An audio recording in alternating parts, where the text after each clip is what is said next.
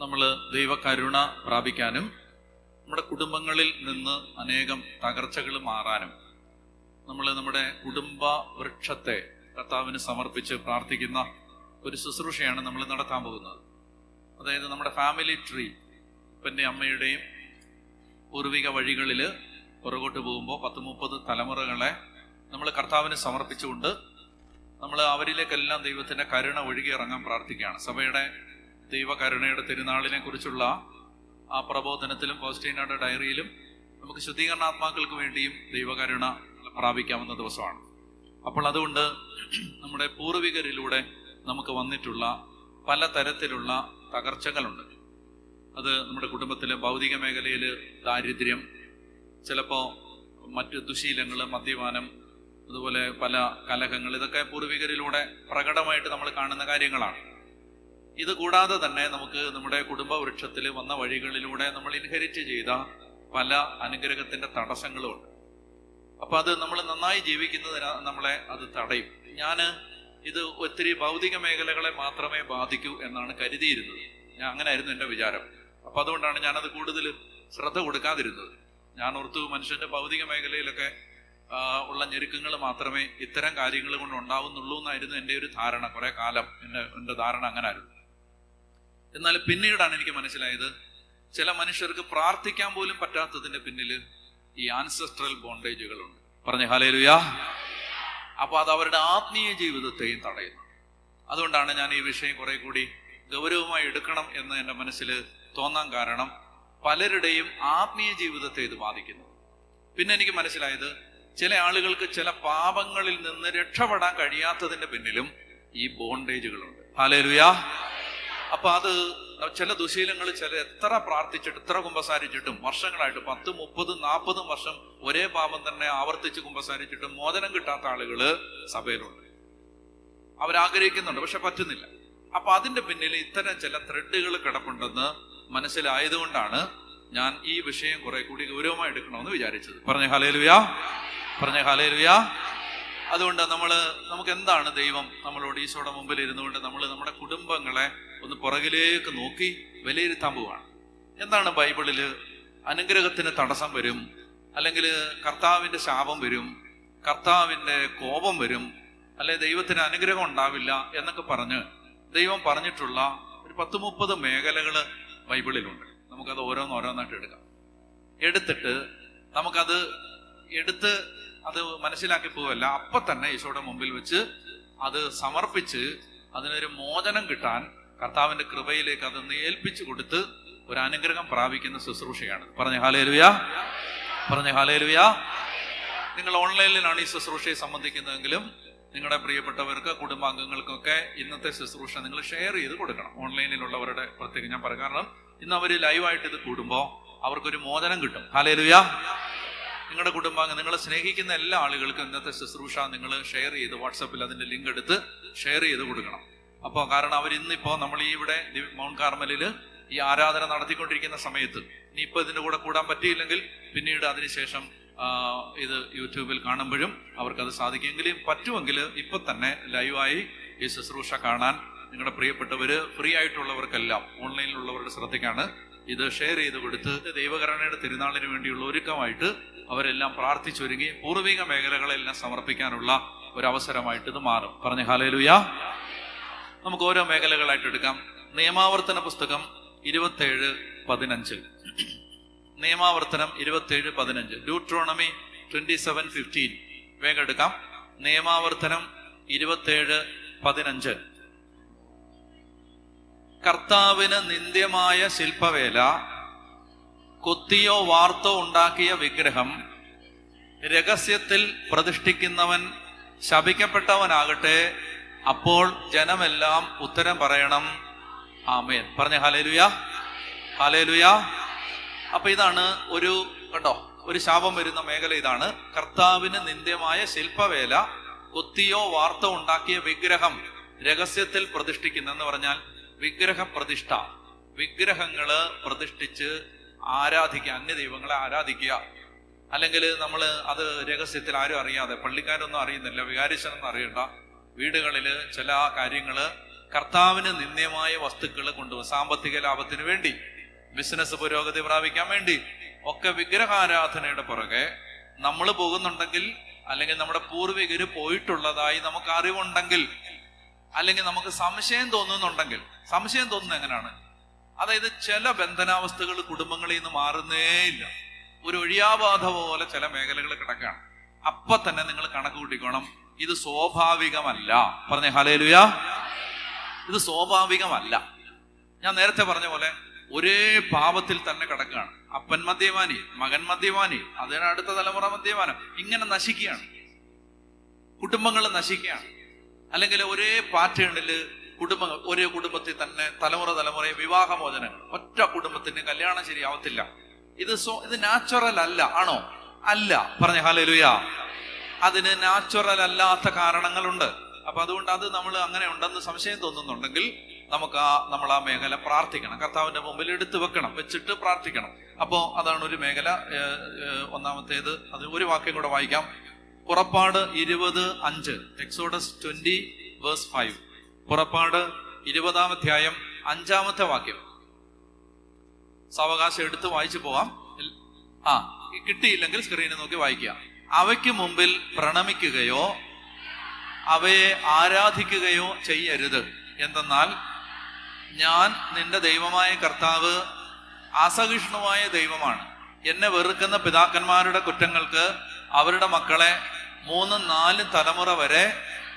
അപ്പൊ ഇത് നിങ്ങൾ മനസ്സിലാക്കണം. ഇത് അപ്പൊ 3-4 തലമുറ വരെ ശിക്ഷിക്കുമെന്ന് പറയുമ്പോൾ അടുത്ത വാക്യം ഒന്ന് വായിച്ചേ. അടുത്ത വാക്യം, എന്നാൽ എന്നെ സ്നേഹിക്കുകയും എന്റെ കൽപ്പനകൾ പാലിക്കുകയും ചെയ്യുന്നവരോട് 1000 തലമുറ വരെ ഞാൻ. അപ്പൊ ഈ പ്രപ്പോഷൻ വെച്ചിട്ടേ ശാപത്തെ കാണാവൂ. അയ്യോ ദൈവം 4 തലമുറ വരെ ശിക്ഷിച്ചു. അപ്പുറത്ത് പറഞ്ഞിട്ടുണ്ട് എന്താ? മര്യാദയ്ക്ക് നടന്നാൽ 1000 തലമുറകൾക്ക് അനുഗ്രഹം, ബ്ലെസ്സിങ് വരും. മനസ്സിലാവുന്നുണ്ടോ? അല്ലാതെ തലമുറ അയ്യോ ശാപം തലം അങ്ങനെ ഒന്നും പറഞ്ഞുകൊണ്ടിരിക്കണ്ട. 4 വരെ ഉള്ളൂ, 4 തലമുറ. എന്നാൽ മറ്റേതാണെങ്കിലോ 1000. അതുകൊണ്ടാണ് ദൈവകൽപ്പനകൾ പാലിക്കണം. ഞാൻ ഓർക്കുന്നുണ്ട്, ഞാൻ ഒരു ഇടവകയിലായിരുന്ന സമയത്ത് അവര് നല്ല മനുഷ്യരാണ് ഈ ആളുകൾ. നല്ല മനുഷ്യരെന്ന് പറഞ്ഞാൽ നമ്മ വിചാരിച്ച വലിയ, ഞങ്ങൾക്ക് ഈ മലങ്കര പള്ളികളിലുള്ള വലിയൊരു ഗുണം എന്താന്ന് ഞാൻ പറയട്ടെ. ഈ അച്ഛന്മാരോടൊക്കെ ഒരുമാതിരി മര്യാദയുള്ള ജനമാണ് ഞങ്ങളുടെ ജനം. പറഞ്ഞ ഹല്ലേലൂയാ.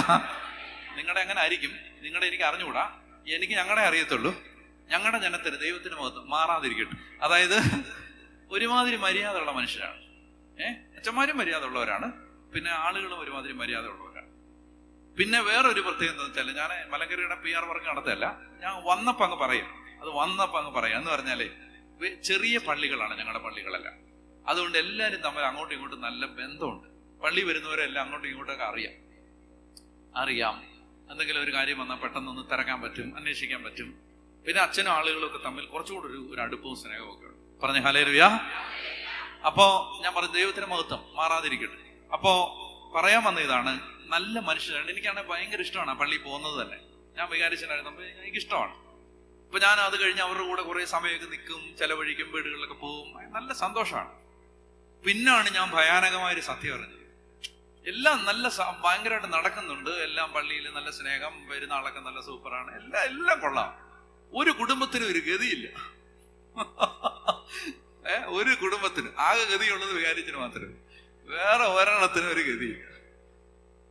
അപ്പോഴാണ് ഞാൻ ആ വിഷയം ദൈവമേ ഗൗരവമായിട്ട് ആലോചിച്ചപ്പോഴാണ് ചില ആളുകൾ എൻ്റെ അടുത്ത് പറഞ്ഞു, എൻ്റെ അച്ഛാ ഇവിടെ ഒരു രീതി ഉണ്ടെന്നറിയാം. ഞായറാഴ്ച കുർബാനയ്ക്ക് വരും, നല്ല പാട്ടൊക്കെ ഉറക്കെ പാടും, എല്ലാം ചെയ്യും. അത് കഴിഞ്ഞിട്ട് എന്തെങ്കിലും ഒരു ബുദ്ധിമുട്ട് വന്നാൽ മലദൈവങ്ങളെ ആരാധിക്കും. ഇത് കേരളത്തിലെ ഒരു ക്രിസ്തീയ ദേവാലയത്തിലെ ആളുകളെ കുറിച്ച് എനിക്ക് നേരിട്ട് അറിയാവുന്ന അനുഭവമാണ്. അപ്പൊ ഇതൊന്നല്ലെന്ന് എനിക്കറിയാം. എന്ന് പറഞ്ഞാൽ ഒരേ സമയം യേശുവിനെയും അതേ സമയത്ത് പല ദൈവങ്ങളെയും ആരാധിക്കുന്ന ആളുകൾ ക്രിസ്തീയ സഭയിൽ ഒരുപാടുണ്ട്. അതായത് അവിടെ ഇവിടെയൊക്കെ പോയി കുമ്പിടും. മനസ്സിലായോ? അറിയാതെ കുമ്പിടും, അറിയാതെ പോലും കുമ്പിടരുത്. എനിക്ക് ഭയങ്കര ഒരു അബദ്ധം പറ്റി ഒരിക്കലും. ഞാൻ ഇതിൽ നടന്നു പോകുന്ന സമയത്ത് ഒരു ക്ഷേത്രത്തിന്റെ മുമ്പിലൂടെ പോകുമ്പോൾ ഞാൻ അറിയാതെ കുരിശ് വരച്ചിട്ടു. മറ്റേ കുരിശിടി പള്ളിയെല്ലാം കാണുമ്പോഴെല്ലാം കുരിശ് വരച്ചുള്ള ശീലമേ. പിന്നാണ് തൂത്ത് കളയാൻ, എന്നാ ചെയ്യും, തൂത്ത് കളയാൻ പറ്റുമോ ചേച്ചി, തൂത്ത് കളയാൻ പറ്റുമോ? ഞാൻ പിന്നെ ഓർത്തു എന്റെ ഇന്റൻഷൻ കറക്റ്റ് അല്ല, ഞാൻ ഈശോയാണ് എന്നൊക്കെ ഓർത്തിട്ട് ഞാൻ എന്ന് അങ്ങനെ കുമ്പിടുന്ന കാര്യമല്ലേ പറയണേ. ഇത് മനഃപൂർവ്വം പോയി കുമ്പിടുക, പോയി ആരാധിക്കുക. ഇത് തലമുറകളിലേക്ക് അനുഗ്രഹം തടസ്സപ്പെടുത്തുന്ന ഒരു മേഖലയാണ്. മാതാപിതാക്കളോ പൂർവികരോ അങ്ങനെ ഒരു മേഖല നമ്മളോ ചെയ്തിട്ടുണ്ടെങ്കിൽ ഒരു നിമിഷം കണ്ണടച്ചോ, ഇപ്രകാരം ഏറ്റു പറയാം: ആബാ പിതാവേ, പുത്രനായ ഈശോയെ, പരിശുദ്ധാത്മാവേ, ഞാനങ്ങേ ആരാധിക്കുന്നു.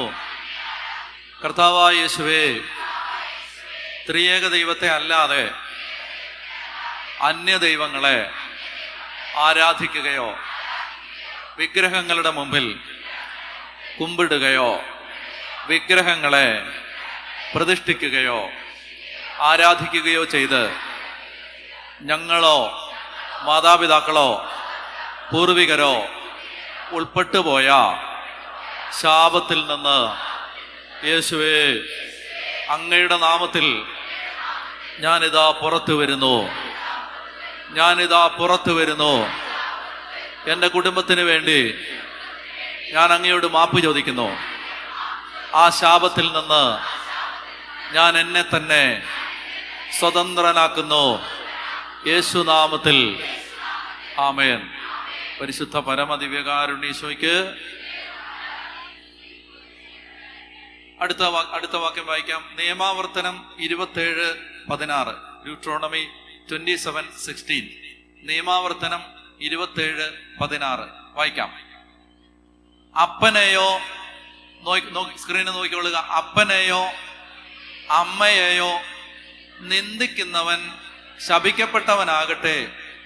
ജനമെല്ലാം പറയണം ആമേൻ. അപ്പൊ അതാണ് ഈ വാക്യം. അപ്പനെയോ അമ്മയെയോ നിന്ദിക്കുന്നവൻ ശപിക്കണം. ഒത്തിരി വാക്യങ്ങളുണ്ട്, ഞാൻ എല്ലാം എടുക്കുന്നില്ല. അപ്പനെയും അമ്മയും പ്രാകുന്നവന്റെ വിളക്ക് കൂരിരുട്ടിൽ കെട്ടുപോകും, അവന്റെ കണ്ണുകള് മലങ്കാക്കുകൾ കൊത്തിപ്പറിക്കും. ഇങ്ങനെയൊക്കെയാണ് ബൈബിളിലെ വാക്യം. മാതാപിതാക്കളുടെ കണ്ണുനീര് ഇത് വളരെ ഇമ്പോർട്ടൻ്റ് ആയ ഒരു മേഖലയാണ്. നമ്മുടെ മാതാപിതാക്കളെ വേദനിപ്പിക്കുകയാണെങ്കിൽ ഓർക്കണം, നമ്മുടെ തലമുറയ്ക്ക് അത് ശാപമാവും. മാതാപിതാക്കളെ സംരക്ഷിക്കണം, മരുന്ന് വാങ്ങിക്കൊടുക്കണം, ആശുപത്രി കൊണ്ടുപോകണം, സംരക്ഷിക്കണം, ഭക്ഷണം കൊടുക്കണം. ഇത് ഒഴിഞ്ഞു മാറരുത്. എന്നോട് ഒരു സഹോദരി ഒരിക്കലും വന്ന് ചോദിച്ചു, എൻ്റെ ഭർത്താവിൻ്റെ അമ്മ എൻ്റെ വീട്ടിലുണ്ട്, എനിക്ക് അവരെ നോക്കാൻ ബുദ്ധിമുട്ടുണ്ട്, അതുകൊണ്ട് ഞാൻ അവരെ വേറെ വീട്ടിലോട്ട് പറഞ്ഞു വിടാൻ പോവാണ്. ഞാൻ പറഞ്ഞു, നിന്റെ വീട്ടിൽ നിനക്ക് നിന്റെ തലമുറയ്ക്ക് കൊടുക്കാൻ പറ്റുന്ന വലിയ അനുഗ്രഹം നീ തടയാൻ പോവാണ്. ഈ ഭർത്താവിൻ്റെ അമ്മയെ നീ നല്ലപോലെ ശുശ്രൂഷിച്ചാൽ നിന്റെ തലമുറയ്ക്ക് ഒരു കോടി 10 കോടി രൂപ നിന്റെ മക്കൾക്ക് ബാങ്കിൽ ഇടുന്നതിനേക്കാളും നല്ലതാണെന്ന് എന്ന് പറഞ്ഞപ്പോൾ ആ സഹോദരിക്ക് മനസ്സിലായത്. അപ്പോ ഇതൊരു വളരെ പ്രധാനപ്പെട്ട മേഖലയാണ്. മാതാപിതാക്കള്, ഭാര്യയുടെയോ ഭർത്താവിൻ്റെയോ ജീവിത പങ്കാളിയുടെയോ നമ്മുടെയോ മാതാപിതാക്കളോട്, അത് നമ്മുടെ പൂർവികരൊക്കെ ചിലപ്പോ മാതാപിതാക്കളോട് വലിയ നിർദാക്ഷിണ്യമായ ക്രൂരമായ പെരുമാറ്റം കാണിച്ചവര് കുടുംബങ്ങളിൽ ഉണ്ടാവാം. ഈ സമയത്ത് മാപ്പ് ചോദിക്കാം. കൂടുതൽ സമയം അതിനുവേണ്ടി എടുക്കുന്നില്ല, അറിയാവുന്ന കാര്യമാണ്. കണ്ണടയ്ക്കാം, പ്രാർത്ഥിക്കാം. ആബാ പിതാവേ, പുത്രനായ യേശുവിന്റെ നാമത്തിൽ എൻ്റെ കുടുംബത്തിൻ്റെ പ്രതിനിധിയായി ഞാൻ അങ്ങയുടെ മുമ്പിൽ നിൽക്കുന്നു. ഞാനോ എൻ്റെ മാതാപിതാക്കളോ എൻ്റെ പൂർവികരോ കുടുംബവൃക്ഷത്തിൽപ്പെട്ട ആരെങ്കിലുമോ മാതാപിതാക്കളുടെ കണ്ണുനീര് വീഴുന്നതിന് കാരണമായിട്ടുണ്ടെങ്കിൽ കർത്താവായ യേശുവേ, എൻ്റെ കുടുംബത്തിന് വേണ്ടി ഞാൻ മാപ്പ് ചോദിക്കുന്നു. മാതാപിതാക്കളുടെ കണ്ണുനീരിന്റെ ഫലമായി കുടുംബത്തിലേക്ക് കടന്നു വന്ന ദുരാത്മാക്കളെ യേശുനാമത്തിൽ, യേശുവിന്റെ രക്തത്തിൽ ആട്ടിപ്പായിക്കുന്നു.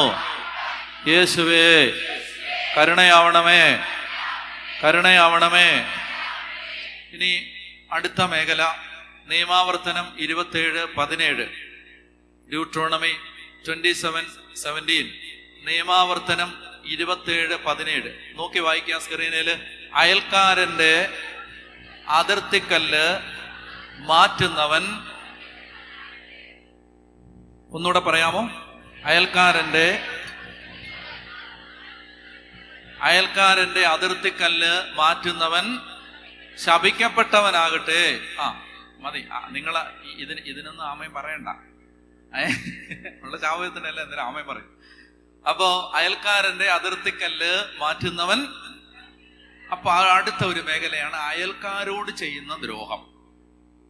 അയൽപ്പക്കത്തുള്ള, നിങ്ങൾ പ്രത്യേകം മനസ്സിലാക്കിയിരിക്കണം, നിങ്ങളുടെ കുടുംബത്തിന്റെ അയൽപ്പക്കത്ത് ദൈവം ഒരാളെ കൊണ്ട് നിർത്തിയിട്ടുണ്ടെങ്കിൽ അത് ദൈവ പദ്ധതിയുടെ ഭാഗമാണ്. ഹല്ലേലൂയാ. അതെപ്പോഴും ഓർത്തോണം. അങ്ങനെ ബൈബിളിൽ വചനം ഉണ്ട്. അതായത് നമ്മുടെ നെയ്ബേഴ്സ് ദൈവ പദ്ധതിയുടെ ഭാഗമായിട്ടാണ് അവിടെ എത്തിയിരിക്കുന്നത്. ഞാനൊരു വലിയ വിശദം പറഞ്ഞുതരാൻ, ശ്രദ്ധിച്ചിരിക്കണം. അതായത് ഇസ്രായേൽക്കാരെ ഒരു നല്ല കാലം വരെ ഞെരുക്കിയിരുന്ന ജനതകളുടെ പേരാണ്, ദാവീദിന്റെ കാലം വരെയൊക്കെ ഞെരുക്കിയിരുന്ന ജനതയുടെ പേരാണ് ഫിലിസ്തീയർ. കാനാൻ ദേശത്തിന്റെ തൊട്ടടുത്ത് ഇവരുടെ ബോർഡറിൽ താമസിച്ചിരുന്ന ആളുകളാണ് ആര്? ഫിലിസ്തീയർ. ഈ ഫിലിസ്തീയര് ഇവരെ ആരാ അവിടെ കൊണ്ടുവന്നേ? നിങ്ങൾ ആമോസിന്റെ പുസ്തകം എടുക്കുക. ആമോസ്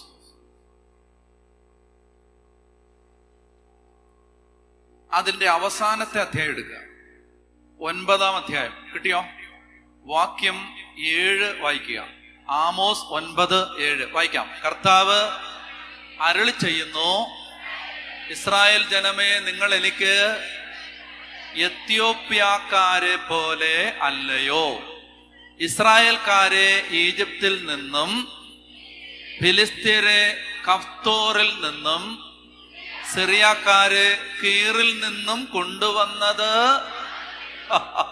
ഞാനല്ലയോ എന്ന് പറഞ്ഞാൽ, ഇസ്രായേൽക്കാരെ കാനാൻ ദേശത്തേക്ക് കൊണ്ടുവന്ന അതേ സമയത്ത്, ഇന്ന് നല്ല ചൂടുണ്ടല്ലേ, മഴവെയിലായിരിക്കും ഭയങ്കര. നിങ്ങൾക്ക് അത്രയും ചൂടാണെങ്കിൽ എനിക്കിവിടെ ദോശക്കല്ലിൽ ഇരിക്കുന്ന പോലാണ് ഞാൻ. എൻ്റെ ആന്തര അവയവങ്ങളെല്ലാം ഇപ്പം വെള്ളത്തിലാണ്. അപ്പോ അതായത് നിങ്ങൾ മനസ്സിലാക്കേണ്ടത്, ഈ ഫിലിസ്തീയര് അതുപോലെ തന്നെ സിറിയക്കാര് ഇവരെ എല്ലാം കർത്താവാണ് കൊണ്ടുവന്ന് അവിടെ നിർത്തിയിരിക്കുക. എന്തിനാ നിർത്തിയെന്നറിയാം? ഇസ്രായേൽക്കാര് ഉഴപ്പുമ്പോഴെല്ലാം അവര് വന്നിവരെ ആക്രമിക്കും. ഇതൊരു ദൈവ പദ്ധതിയുടെ ഭാഗമാണ്. അതുകൊണ്ട് അയൽപ്പക്കക്കാരെ ദൈവ പദ്ധതിയുടെ, നിങ്ങൾ ഒരു സ്ഥലത്ത് താമസിക്കുമ്പോൾ നെയ്ബേഴ്സിനെ ദൈവമാണ് കൊണ്ടുവന്നത്. അവര് മോശമാണെങ്കിലും നല്ലതാണെങ്കിലും അവരെ കുറിച്ച് ദൈവത്തിന് ഒരു പദ്ധതിയുണ്ട്. അനേകം അയൽക്കാര്, ഇപ്പൊ നമ്മൾ ഇവിടെ മൗണ്ട് കാർമല് ഇവിടെ വന്നതോടുകൂടി ഇവിടെയുള്ള അനേക അയൽക്കാർ യേശുവിനെ അറിഞ്ഞു. പറഞ്ഞ ഹല്ലേലൂയ. അനേകർ യേശുവിനെ രക്ഷകനും നാഥനുമായിട്ട് സ്വീകരിച്ചു. പറഞ്ഞ ഹല്ലേലൂയ. അപ്പൊ അതുകൊണ്ട് എന്താണ്, അതാണ് ആ നെയ്ബേഴ്സിനെ അവിടെ നിർത്തിയതാണ്, അവരെ അവിടെ നിർത്തിയതാണ് ഈ ദൈവം. പറഞ്ഞ ഹല്ലേലൂയ. അപ്പൊ അതുകൊണ്ട് ഞാൻ പറയാണ്, എന്നാൽ ഉപദ്രവിക്കുന്നവരും ഉണ്ട് നെയ്ബേഴ്സ്, പക്ഷെ അവരെ നിർത്തിയിരിക്കുന്നത് ആരാണ്? ദൈവമാണ്. പറഞ്ഞ ഹല്ലേലൂയ. പറഞ്ഞ ഹല്ലേലൂയ. മനസ്സിലായില്ലേ? അപ്പൊ അത് ഇവിടെ ഒരിക്കലും ഞാൻ ഓർക്കുന്നുണ്ട്, ഒരിക്കല് ഒരു നമുക്കൊരു ആവശ്യം വന്ന സമയത്ത് നമ്മളൊരു എന്താ പറയാ ഒരു സ്ഥലം വാങ്ങാൻ തുടങ്ങി. അപ്പൊ ഒരു സ്ഥലം വാങ്ങാൻ തുടങ്ങിയപ്പോ ഒരു നെയ്ബർ അത് മുടക്കി. അപ്പൊ നമുക്കത് വിഷമായി മുടക്കിയത്. പക്ഷെ അത് മുടക്കിയത് നന്നായി. അതിനേക്കാളും നല്ല സ്ഥലം അതിന്റെ പകുതി വിലക്ക് കർത്താവ് നമുക്ക് തന്നു. പറഞ്ഞ ഹല്ലേലൂയ. നിങ്ങൾക്ക് മനസ്സിലാവുന്നുണ്ടോ? അപ്പൊ അതാണ് അതിന്റെ ഒരു പ്രത്യേകത. അപ്പൊ അത് അവരെ നിർത്തിയിരിക്കുകയാണ്. അത് നമുക്ക് അവര് മുടക്കിയില്ലായിരുന്നെങ്കിൽ നമുക്ക് ഒരുപാട് പൈസ നഷ്ടം വന്നേനെ. പറഞ്ഞ ഹല്ലേലൂയ. നിങ്ങൾക്ക് മനസ്സിലായി? അതുകൊണ്ട് അവരെ ദൈവം ഇപ്പൊ അങ്ങ് പ്രാർത്ഥിക്കും, അവരെ ദൈവം അനുഗ്രഹിക്കട്ടെ കർത്താവേ, അവരെ ദൈവം അനുഗ്രഹിക്കട്ടെ. കാരണം എന്താ വെച്ചാൽ അവര് കാരണം നമുക്ക് കുറെ പൈസ ലാഭമായി. ഹല്ലേലൂയ. അപ്പൊ അയൽക്കാരെ ഉപദ്രവിക്കരുത്, അവർക്ക് വഴി കൊടുക്കാതിരിക്കരുത്, വഴി തടയരുത്, കല്യാണം മുടക്കരുത്. കല്യാണാലോചനയായിട്ട് വീട്ടിൽ വരുമ്പോ പറയണം, കൊച്ചിനെ കളയാനുണ്ടെങ്കിൽ കെട്ടിച്ചോ എന്ന് ഒരു വാചകം പറഞ്ഞാൽ മതി. അതോടെ ഈ കല്യാണം മാത്രമല്ല, വരാൻ പോകുന്ന 17 കല്യാണം കൂടെ ആ വാക്കിൽ മുടങ്ങും. അപ്പൊ അയൽക്കാര്, നിങ്ങൾ ആരെങ്കിലും അയൽക്കാരോട് എന്തെങ്കിലും ഉപദ്രവം നിങ്ങൾക്ക് ചെയ്തിട്ടുണ്ടെങ്കിൽ നിങ്ങൾ സഹിച്ചോണം. നിയമപരമായ പരിരക്ഷ വല്ലതും നേടാൻ പറ്റുമെങ്കിൽ നേടിക്കോണം. അല്ലാതെ നിങ്ങൾ അവരെ ശപിക്കാനോ ഉപദ്രവിക്കാനോ ഒന്നും പോകരുത്. പറഞ്ഞേ ഹല്ലേലൂയ. ഹല്ലേലൂയ. അപ്പോ വായിക്കാം, ഒന്നുകൂടെ വായിക്കാം. അയൽക്കാരന്റെ അതിർത്തിക്കല്ല് മാറ്റുന്നവൻ, വായിച്ചേ, നിയമാവർത്തനം 27:17. അയൽക്കാരന്റെ അതിർത്തിക്കല്ല് മാറ്റുന്നവൻ. അപ്പൊ അതുകൊണ്ട് അതാണ് ആ മേഖല. ആരെങ്കിലും ഉണ്ടെങ്കിൽ ഞാൻ ഇനി പരസ്യമായിട്ട് പറഞ്ഞ് പ്രാർത്ഥിപ്പിക്കില്ല. ഇത് കേൾക്കുമ്പോ നിങ്ങൾക്ക് അങ്ങനെ ഉണ്ടെങ്കിൽ ഞാൻ നേരത്തെ പറഞ്ഞ പോലെ, കർത്താവേ എന്റെ കുടുംബത്തിന് വേണ്ടി ഞാൻ അതിന് മാപ്പ് ചോദിക്കുന്നു. ഉറക്കെ പറഞ്ഞേ ഹല്ലേലൂയ. അടുത്ത വാക്യം വായിക്കാം. അടുത്ത വാക്യം 27:17. കുരുടനെ വഴിതെറ്റിക്കുന്നവൻ എന്ന് പറഞ്ഞാൽ ഹാൻഡിക്യാപ്പായ ആളുകളില്ലേ, വികലാംഗരായ ആളുകൾ, അവരെ ഉപദ്രവിക്കരുത്. ഭിക്ഷക്കാര് വരുമ്പോ ചാണകം പരിയെറിയരുത്, ചെരുപ്പെടുത്തടിക്കരുത്. വയ്യാത്ത ആളുകളുണ്ട്, അവരെ ഉപദ്രവിക്കരുത്. ഇങ്ങനെയൊക്കെ കണ്ടില്ലേ? നമ്മുടെ മറക്കാൻ പറ്റാത്തൊരു ഓർമ്മയാണ്. ഒരു പാവപ്പെട്ട മനുഷ്യൻ, അങ്ങ് നിങ്ങൾക്ക് ഓർമ്മയുണ്ട് അല്ലേ? അവനെ ഭക്ഷണം കണ്ടെടുത്തെന്ന് പറഞ്ഞ് അവനെ തല്ലിക്കൊന്ന നാടാണ് മധുവിന്റെ കണ്ണുനീരുള്ള നാടാണ്. ഭക്ഷണം എടുത്ത് അവനെ കഴിക്കാൻ വേണ്ടി ഭക്ഷണം എടുത്തതിന്റെ പേരിൽ അവനെ തല്ലിക്കൊന്ന നാടാണിത്. എന്നല്ലേ? അപ്പൊ അതുകൊണ്ട് അത് ഭക്ഷണം ആഹാരമല്ലേ ചോദിച്ചുള്ളൂ. അപ്പൊ അങ്ങനെയുള്ളവരെ ഉപദ്രവിക്കുന്നത്, അങ്ങനെ എന്തെങ്കിലും നമ്മുടെ ജീവിതത്തിൽ വന്നിട്ടുണ്ടെങ്കിൽ ഇപ്പോൾ ഈശോയോട് മാപ്പ് ചോദിക്കണം. അത് ഗൗരവതരമായ തെറ്റാണ്. കർത്താവിനോട് മാപ്പ് ചോദിക്കണം. തലമുറകൾക്ക് വേണ്ടി മാപ്പ് ചോദിക്കും, പൂർവികർക്ക് വേണ്ടി, ആ മേഖലയിൽ വന്ന തെറ്റുകൾക്ക്. അതാണ് നാലാമത്തേത്. 5:27-19 വായിക്കാം. നിയമാവർത്തനം 27:19. പരദേശിക്കും അനാഥനും വിധവയ്ക്കും നീതി നിഷേധിക്കുന്നവൻ ശപിക്കപ്പെട്ടവനാകട്ടെ. ആർക്കൊക്കെയാണ്? പരദേശി, അനാഥൻ, വിധവ. അവർക്ക് പറഞ്ഞേ ഹല്ലേലൂയ, പറഞ്ഞേ ഹല്ലേലൂയ. ഒന്ന് കരങ്ങൾ ഉയർത്തി ഈ മേഖലകൾ, അതായത് അയൽക്കാര്, അതുപോലെ തന്നെ ഹാൻഡിക്യാപ്പ്, വികലാംഗര്, അതുപോലെ ഇവിടെ പരദേശി, അനാഥൻ, വിധവ. ഇങ്ങനെയുള്ള ആരെയെങ്കിലും വേദനിപ്പിച്ചിട്ടുണ്ടെങ്കിൽ കർത്താവെ മാപ്പ് തരണമേ എന്ന് ആഗ്രഹിച്ച് ഒരു 2 മിനിറ്റ് ഒന്ന് സ്തുതിക്കാം. ഹല്ലേലൂയ. ദൈവമേ കരുണയാവണേ കർത്താവേ, കരുണയാവണമേ, കരുണയാവണമേ യേശുവേ, കരുണയാവണമേ കർത്താവേ, കരുണയാവണമേ യേശുവേ, കരുണയാവണമേ. ഹല്ലേലൂയ, ഹല്ലേലൂയ, ഹല്ലേലൂയ, ഹല്ലേലൂയ, ഹല്ലേലൂയ, ഹല്ലേലൂയ, ഹല്ലേലൂയ, ഹല്ലേലൂയ, ഹല്ലേലൂയ, ഹല്ലേലൂയ. കർത്താവേ, അഗതി, അനാഥൻ, വിധവ, പരദേശി, പാവപ്പെട്ടവൻ, ഇവരുടെ കണ്ണുനീരിന് പരിഹാരം തരണമേ എന്ന് ആഗ്രഹിച്ച് പ്രാർത്ഥിക്കുന്നു. യേശുവേ സ്തുതിക്കുന്നു. ഹല്ലേലൂയ, ഹല്ലേലൂയ, ഹല്ലേലൂയ, ഹല്ലേലൂയ, ഹല്ലേലൂയ, ഹല്ലേലൂയ, ഹല്ലേലൂയ, ഹല്ലേലൂയ, ഹല്ലേലൂയ, ഹല്ലേലൂയ, ഹല്ലേലൂയ, ഹല്ലേലൂയ, ഹല്ലേലൂയ, ഹല്ലേലൂയ, ഹല്ലേലൂയ, ഹല്ലേലൂയ, ഹല്ലേലൂയ. പരിശുദ്ധ പരമ ദിവ്യകാരുണ്യ ഈശോയ്ക്ക് എന്നേരവും ആരാധനയും സ്തുതിയും പുകഴ്ചയും. പരിശുദ്ധ പരമ ദിവ്യകാരുണ്യ ഈശോയ്ക്ക് എന്നേരവും ആരാധനയും സ്തുതിയും. പരിശുദ്ധ പരമ ദിവ്യകാരുണ്യ ഈശോയ്ക്ക് എന്നേരവും ആരാധനയും സ്തുതിയും പുകഴ്ചയും ഉണ്ടായിരിക്കട്ടെ. അടുത്ത മേഖലയാണ് ഈ 6ാമത്തെ മേഖല അല്ലേ? 6 6ാമത്തെ മേഖല നിയമാവർത്തനം 22:21 മുതൽ 29 വരെ. Deuteronomy 22:21-29. നിയമാവർത്തനം 22:21 മുതൽ 29 വരെ. അവർ ആ യുവതിയെ തങ്ങളുടെ പിതൃഭവനത്തിന്റെ വാതിൽക്കൽ കൊണ്ടുപോവുകയും അവളുടെ നഗരത്തിലെ പുരുഷന്മാർ അവളെ കല്ലെറിഞ്ഞ് കൊല്ലുകയും ചെയ്യണം. എന്തെന്നാൽ പിതൃഗ്രഹത്തിൽ വെച്ച് വേശ്യാവൃത്തി നടത്തി അവൾ ഇസ്രായേലിൽ തിന്മ പ്രവർത്തിച്ചു. അങ്ങനെ നിങ്ങളുടെ ഇടയിൽ നിന്ന് ആ തിന്മ, ഇപ്പം അത്രയും വായിച്ചാൽ മതി. അതായത് ഇത് ഉദ്ദേശിക്കുന്നത് കുടുംബജീവിതം നയിക്കുന്നവരുടെ ഇടയിൽ സംഭവിക്കുന്ന വ്യഭിചാരത്തെ വിളിക്കുന്ന പേരാണത്. ഫോർണിക്കേഷൻ എന്നാണ് അതിനെ വിളിക്കുന്നത്. ഫോർണിക്കേഷൻ അതായത് കുടുംബജീവിതക്കാരുടെ ഇടയിൽ ദാമ്പത്യ ജീവിതം നയിക്കുന്നവര് ആ ദാമ്പത്യ ഉടമ്പടി ലംഘിച്ച് ഈ പാപം ചെയ്താൽ അതൊരു ശാപമാണ്, വലിയ ശാപമാണ്. പറഞ്ഞേ ഹല്ലേലൂയ, പറഞ്ഞേ ഹല്ലേലൂയ, ഹല്ലേലൂയ, ഹല്ലേലൂയ. അപ്പോ ഇതാണ് ആ നിയമാവർത്തനം 22:21. നമുക്ക് നമ്മുടെ കുടുംബത്തിൽ നമുക്കിതൊന്നും അറിയില്ല. നമ്മുടെ പൂർവികരെ കണ്ണടച്ചെന്ന് പ്രാർത്ഥിച്ചോ. നമ്മുടെ പൂർവികരിൽ ആരെങ്കിലും കർത്താവ് ഈ തരത്തില് ദാമ്പത്യ ഉടമ്പടി തെറ്റിച്ച് കുടുംബജീവിതത്തെ മലിനമാക്കിയതിന്റെ ഒരു ശാപം ഞങ്ങളുടെ കുടുംബത്തിൽ കിടപ്പുണ്ടെങ്കിൽ, വ്യഭിചാരത്തിന്റെ ദുരാത്മാവ് തലമുറകളിലേക്ക് ട്രാൻസ്ഫർ ചെയ്ത് വരുന്നത് കണ്ടിട്ടുണ്ട്.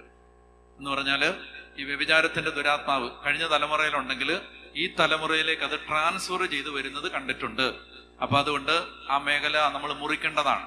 ഈശോയുടെ മുമ്പിൽ അതൊന്ന് സമയമെടുത്ത് നിങ്ങൾ പ്രാർത്ഥിക്കുക. കർത്താവെ, നിങ്ങൾക്ക് അറിയാലോ എങ്ങനെ പ്രാർത്ഥിക്കേണ്ടത്. ദൈവമേ, ഞങ്ങളോ ഞങ്ങളുടെ മാതാപിതാക്കളോ പൂർവികരോ ഈ കുടുംബജീവിതത്തിന്റെ ഉടമ്പടി ലംഘിച്ച് ഈ തെറ്റ് ചെയ്ത് ദൈവമേ ഈ തിന്മ ഞങ്ങളുടെ കുടുംബങ്ങളിൽ സംഭവിച്ചിട്ടുണ്ടെങ്കിൽ ഈ സമയത്ത് ആ ശാപത്തിൽ നിന്ന് അതുമൂലം പ്രവേശിച്ച ദുരാത്മാക്കളെ കർത്താവെ ഇപ്പോൾ ഈശോയുടെ നാമത്തിൽ ഞങ്ങൾ പുറത്താക്കുന്നു. ഞങ്ങളെ കുടുംബത്തിന് വേണ്ടി മാപ്പ് ചോദിക്കുന്നു. ഞങ്ങൾ മാപ്പ് ചോദിക്കുന്നു. കർത്താവായ ദൈവമേ, കുടുംബജീവിതത്തിന്റെ ഭദ്രതയ്ക്ക് വന്ന എല്ലാ തകർച്ചകൾക്കും മാപ്പ് ചോദിക്കുന്നു.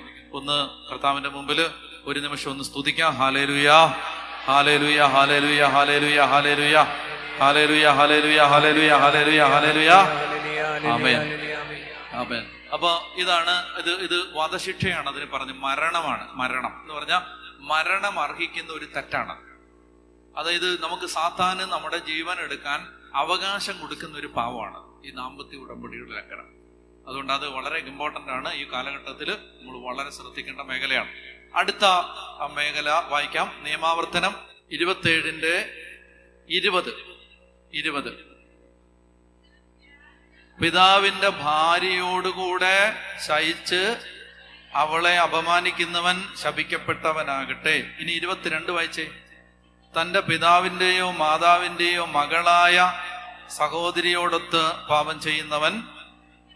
അടുത്തത് അമ്മായി അമ്മയുടെ കൂടെ പാപം ചെയ്യുന്നവൻ. ഈ മേഖലയാണ് അടുത്തത്. അതായത് ഇൻസെസ്റ്റ് എന്ന് അതിനെ വിളിക്കുന്നത്. നേരത്തെ പറഞ്ഞത് ഫോർണിക്കേഷൻ. ഫോർണിക്കേഷൻ എന്താ? ദാമ്പത്യ ജീവിതത്തിലുള്ളവര് മറ്റ് ആളുകളുമായി നടത്തുന്ന ഈ 6ാം പ്രമാണ ലംഘനമാണ് ഫോർണിക്കേഷൻ. എന്നാൽ ഈ സഹോദരൻ സഹോദരി, അപ്പൻ മകൾ, മകൻ അമ്മ, മരുമകൻ അമ്മായിയമ്മ, മരുമകൾ അമ്മായിയപ്പൻ. ഞാന് ഇതിനകത്തുള്ളതുകൊണ്ടാണ് ഇങ്ങനെ പറയുന്നത്. നിങ്ങൾ വിചാരിക്കരുത് ഇയാൾ ഈ വൃത്തികേടെല്ലാം കൂടെ എന്തിനാ പറയുന്നത്, നിങ്ങൾ ചിന്തിക്കരുത്. ഞങ്ങളതൊക്കെ മാന്യമായിട്ട് എനിക്കറിയാതെ, നിങ്ങൾ മാന്യമായിട്ട് ജീവിക്കുന്നവരാന്ന് എനിക്കറിയാം. ഞാൻ പറയുന്നത് നമുക്ക് അറിയാൻ പാടില്ല. പോയ കാലത്തൊക്കെ എല്ലാം നടന്നതെന്ന് ആർക്കും അറിയാൻ പാടില്ല. അതുകൊണ്ട് നമ്മൾ എന്ത് ചെയ്യണം, എല്ലാ വഴികളും അങ്ങോട്ട്, കരുണയുടെ തിരുനാളല്ലേ നാളെ, ഒരു വഴി ഓപ്പണായിട്ട് ഇടണ്ട. അതുകൊണ്ടാണ് ഞാനിങ്ങനെ നാണം കിട്ടിയതൊക്കെ വായിക്കുന്നത്. എനിക്ക് ഇഷ്ടമില്ല ഇതൊന്നും വായിക്കാൻ, പിന്നെ വേറെ നിവൃത്തിയില്ലാത്തതുകൊണ്ടാണ്. അപ്പൊ അതുകൊണ്ട് ആ വഴി, ആ ഡോറ് അടയ്ക്കണം. പറഞ്ഞേ ഹല്ലേലൂയാ, പറഞ്ഞേ ഹല്ലേലൂയാ, ഹല്ലേലൂയാ. ഒരു കാര്യം ഞാൻ പറയുന്നത് ശ്രദ്ധിച്ച് കേട്ടോണം. കുംഭസാരത്തിലൂടെ നമ്മൾ ശുദ്ധീകരിക്കപ്പെടും. വാതിലുകൾ പക്ഷെ അപ്പോഴും തുറന്നു കിടക്കായിരിക്കും. ഒന്നുകൂടെ ഞാൻ പറയാം. കുംഭസാരത്തിലൂടെ നമ്മൾ ശുദ്ധീകരിക്കപ്പെടും, പക്ഷെ ഡോർ അപ്പോഴും ഓപ്പൺ ആയിരിക്കും. ഈ ഡോർ ഓപ്പൺ എന്ന് പറഞ്ഞാല് സാത്താന് കയറി വരാൻ വേണ്ടി തുറന്നിട്ടൊരു ഡോറാണ്. അത് അടയ്ക്കണം. അത് പറഞ്ഞടയ്ക്കണം. പറഞ്ഞേ ഹല്ലേലൂയാ, പറഞ്ഞേ ഹല്ലേലൂയാ. അപ്പൊ അതുകൊണ്ടാണ് ഈ മേഖല. അങ്ങനെ എന്തെങ്കിലും അങ്ങനെ ഉണ്ടെങ്കിൽ ഞാൻ പറഞ്ഞല്ലോ, സഹോദരൻ സഹോദരി, അതുപോലെ അപ്പൻ അമ്മ, മരുമകൻ മരുമകള്, അമ്മായിപ്പൻ അമ്മായിമ്മ തുടങ്ങിയ ഈ രക്തബന്ധത്തിൽപ്പെട്ടവരോ അല്ലെങ്കിൽ അടുത്ത ബന്ധത്തിലുള്ളവരുമായിട്ടോ ഉള്ള ഈ ലൈംഗിക പാപമാണ്. അതിനെ വിളിക്കുന്ന പേരാണ് ഇൻസെസ്റ്റ്. കണ്ണടച്ച് പ്രാർത്ഥിച്ചോ. ഞാൻ പറഞ്ഞു തരുന്നില്ല, നിങ്ങൾ പ്രാർത്ഥിച്ചോളുക. ഞങ്ങളോ ഞങ്ങളുടെ മാതാപിതാക്കളോ പൂർവികരോ കർത്താവേ, ഈ ഒരു മേഖലയിൽ എന്തെങ്കിലും തെറ്റുകൾ വന്നിട്ടുണ്ടെങ്കിൽ, അങ്ങനെ ഒരു മാത്രമല്ല, ഇതൊക്കെ ഒത്തിരി ചിലപ്പോൾ ചിലർ അബ്യൂസ് ചെയ്യപ്പെട്ടിട്ടുണ്ട്. പ്രിയപ്പെട്ടവരെ, നിങ്ങളിത് എന്നെ നോക്കിയേ. നിങ്ങളിത് പറയുമ്പോൾ നിങ്ങൾ വിചാരിക്കും ഇത് നടക്കത്തില്ല. ഇന്നലെ ആ പുറകിലത്തെ മുറിയിലിരുന്നൊരു സഹോദരി എന്നോട് പറഞ്ഞു, ഇന്നലെ എന്നോട് പറഞ്ഞേ ഉള്ളൂ, വർഷങ്ങളോളം, അതായത് പ്രായപൂർത്തിയായി കഴിഞ്ഞിട്ട് വരെ സ്വന്തം ബ്രദർ റേപ്പ് ചെയ്തുകൊണ്ടിരിക്കുക. ഇത് ഇന്നത്തെ ഞാൻ പറയുമ്പോൾ ഇത് കേൾക്കുമ്പോൾ ചിലപ്പോൾ നമ്മളാരും അങ്ങനെ ചെയ്യുന്നുണ്ടാവില്ല, പക്ഷെ ഇതെല്ലാം ഈ നാട്ടില് വിശ്വാസികളുടെ ഇടയിൽ നടക്കുന്നു. പറഞ്ഞേ ഹല്ലേലൂയാ. അപ്പൻ ദുരുപയോഗിക്കുന്ന എത്രയോ കുടുംബങ്ങളെ എനിക്കറിയാം. എന്ന് പറഞ്ഞാൽ അങ്ങനെ വന്ന് കേസായി, പ്രശ്നമായി, വിവാഹമോചനമായി, പോലീസ് കേസായി, എത്ര കുടുംബങ്ങളുണ്ട്. നിസ്സാരമല്ലത്. അപ്പൊ ഇതൊക്കെ ഉണ്ട്. അതായത് ഒരു ദുരാത്മാവ് അകത്ത് കയറി കഴിഞ്ഞാൽ പിന്നെ മനുഷ്യൻ എന്തില്ല, ബോധമില്ല. ഒരു പൈശാചിക അരൂപ അകത്ത് കയറി കഴിഞ്ഞാൽ പിന്നെ ബോധം. നിങ്ങൾ ചിന്തിക്കരുത് നമുക്ക് ആർക്ക് വേണ്ടിയും ഇങ്ങനെ ആവാം. ദൈവം നമ്മൾക്കൊരു കൃപ തന്നിട്ടുള്ളതുകൊണ്ടും പരിശുദ്ധാത്മാവ് നമ്മളിൽ ഉള്ളതുകൊണ്ടും മാത്രമാണ് ഇതൊന്നും ആരും ചെയ്യാത്തത്. പറഞ്ഞേ ഹല്ലേലൂയാ. ആർക്കും ആരോട്. പിന്നെ ഇന്നത്തെ കാലത്ത് ഈ പോൺ സൈറ്റുകളുടെ വലിയ പ്രചാരം വന്നതോടുകൂടി, എന്ന് പറഞ്ഞാൽ അശ്ലീല സൈറ്റുകൾ ഉള്ളതുകൂടി ആർക്കും ആരെയും മോശമായിട്ട് നോക്കാവുന്ന അവസ്ഥയാണ്. അമ്മയൊക്കെ ഈ പിള്ളേരൊക്കെ വന്ന് പലരും പറഞ്ഞിട്ടുണ്ട്, പിള്ളേര് അമ്മയെ നോക്കാൻ വയ്യെന്ന്. കാരണം അമ്മയെ നോക്കുമ്പോൾ അമ്മയെ കാണുന്നത് അമ്മയുടെ ന്യൂഡിറ്റിയാണ്. പെങ്ങളെ നോക്കാൻ വയ്യാന്ന്. ഒന്ന് പറയാറുണ്ട് പിള്ളേര്. ഇന്ന് ഈ പോൺ കണ്ട് അശ്ലീലം കണ്ട് ഞാൻ ഇവിടെ ചെറുപ്പക്കാരെങ്കിലും ഉണ്ടെങ്കിൽ, അല്ലെ ഇത് കാണുന്ന മുതിർന്നവരോ കുടുംബനാഥന്മാരോ സ്ത്രീകളോ പ്രിയപ്പെട്ടവരെ, ഞാൻ പറയാണ്, ചില ആളുകൾ ഞാൻ പറയും, എനിക്ക് വേറെ വഴിയില്ലാത്തതുകൊണ്ട് പറയണം കേട്ടോ. അതായത് കുടുംബജീവിതം നയിക്കുന്ന പലരും ഭാര്യാഭർത്താക്കന്മാർ ഒരുമിച്ചിരുന്ന് പോൺ മൂവികൾ കാണുന്ന കുടുംബങ്ങൾ, അങ്ങനെയുള്ള അനുഭവം ഒന്ന് പറഞ്ഞിട്ടുണ്ട്. ചില കേസുകൾ പ്രശ്നങ്ങൾ പറയുമ്പോൾ പറഞ്ഞാണ് ഞാൻ പറയുന്നത്. ഇതൊക്കെ ഉണ്ട് ഇന്നത്തെ കാലത്ത്. വിശ്വാസികൾ നല്ല പള്ളിയിലൊക്കെ പോകുന്ന ആളുകളാണ്. പ്രിയപ്പെട്ടവരെ, ഞാൻ നിങ്ങളോട് പറയാണ്, പോൺ സൈറ്റുകളിൽ കേറിയാൽ, കാലുകുത്തിയാൽ ഓർത്തോണം, നിങ്ങളൊരു പൈശാചിക ലോകത്തിലേക്ക് കയറി കഴിഞ്ഞു. ഒരു പൈശാചിക അരൂപിയുമായിട്ടല്ലാതെ ഒരു പോൺ സൈറ്റിൽ നിന്ന് നിങ്ങൾ ഇറങ്ങില്ല. ഈശോയുടെ മുമ്പ് ഞാൻ പറയാം. പറഞ്ഞ ഹല്ലേലൂയ. എനിക്ക് 101% ഐ എം കൺവിൻസ്ഡ്, പോൺ സൈറ്റിൽ നിന്ന് ഒരു പൈശാചിക അരൂപിയുമായിട്ടല്ലാതെ ഒരാൾ ഇറങ്ങില്ല.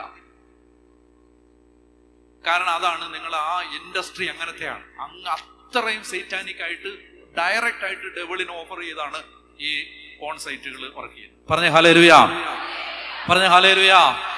എന്റെ പ്രിയപ്പെട്ടവരെ, ഇന്ന് മൗണ്ട് കാർമൽ വെച്ച് പ്രാർത്ഥിക്കുക, ദൈവമേ, ജീവിതത്തിൽ ഒരിക്കലും ഇനി ഒരു അശ്ലീലം, അത് ഫേസ്ബുക്കിലാവട്ടെ ഇൻസ്റ്റഗ്രാമിലാവട്ടെ, അങ്ങനെയുള്ള ഒരു സാധനം ഒരിക്കൽ കണ്ടാൽ പിന്നെ ഫീഡായിട്ട് പിന്നെയും വരും.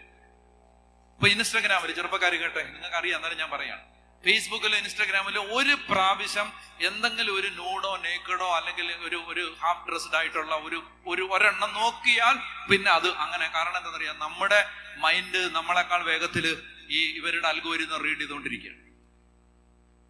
നിങ്ങൾ ശ്രദ്ധിച്ചിട്ടുണ്ടോ? നിങ്ങൾ നിങ്ങളുടെ ആള് വീട്ടിൽ സംസാരിക്കുന്ന കാര്യം ഫേസ്ബുക്കിൽ പരസ്യമായിട്ട് വരും, നിങ്ങൾ കണ്ടോ? പറഞ്ഞ ഹല്ലേലൂയ. നിങ്ങൾ വിചാരിക്കല്ലേ എല്ലാം പ്രൈവസി ഈസ് എ മിത്ത്. ഇന്ന് privacy is A myth. Privacy ഇല്ല ആർക്കും. ഒറ്റ മനുഷ്യന് പോലും പ്രൈവസി ഇല്ല. നിങ്ങളൊരു ഫോൺ വെച്ചോട്ട് എന്നാ പറഞ്ഞാലും ഒരുപാട് സെർവറുകളിൽ നിങ്ങളുടെ സംഭാഷണങ്ങൾ പോലും എത്തുന്നു. പറഞ്ഞ ഹല്ലേലൂയ, പറഞ്ഞ ഹല്ലേലൂയ. അപ്പൊ അങ്ങനെ വരുമ്പോഴേക്ക് ഇത് ഇന്ന് ഇവിടെ വെച്ച് ഈശോ ദൈവകരുണയുടെ തിരുനാളിന്റെ തലേന്ന്, ഇന്ന് ഏപ്രിൽ മാസം 11 ഏപ്രിൽ 11, ജീവിതത്തിലെ ഒരു സർജിക്കൽ കട്ട് വിത്ത് പോർണോഗ്രഫി. പ്രിയപ്പെട്ടവരെ, ഒന്ന് വലതുകര വർത്തിക്കുക എല്ലാവരും. അത് കണ്ടവരും കാണുന്നവരും കണ്ടിട്ടുള്ളവരും എല്ലാം കൈവക്കിക്കോ. ഇപ്പൊ ഈ വലതുകര ഈശോയുടെ മുമ്പിൽ ഉയർത്തുമ്പോ ഒരു പ്രതിജ്ഞ കർത്താവിന്റെ മുമ്പിൽ എടുക്കുകയാണ്.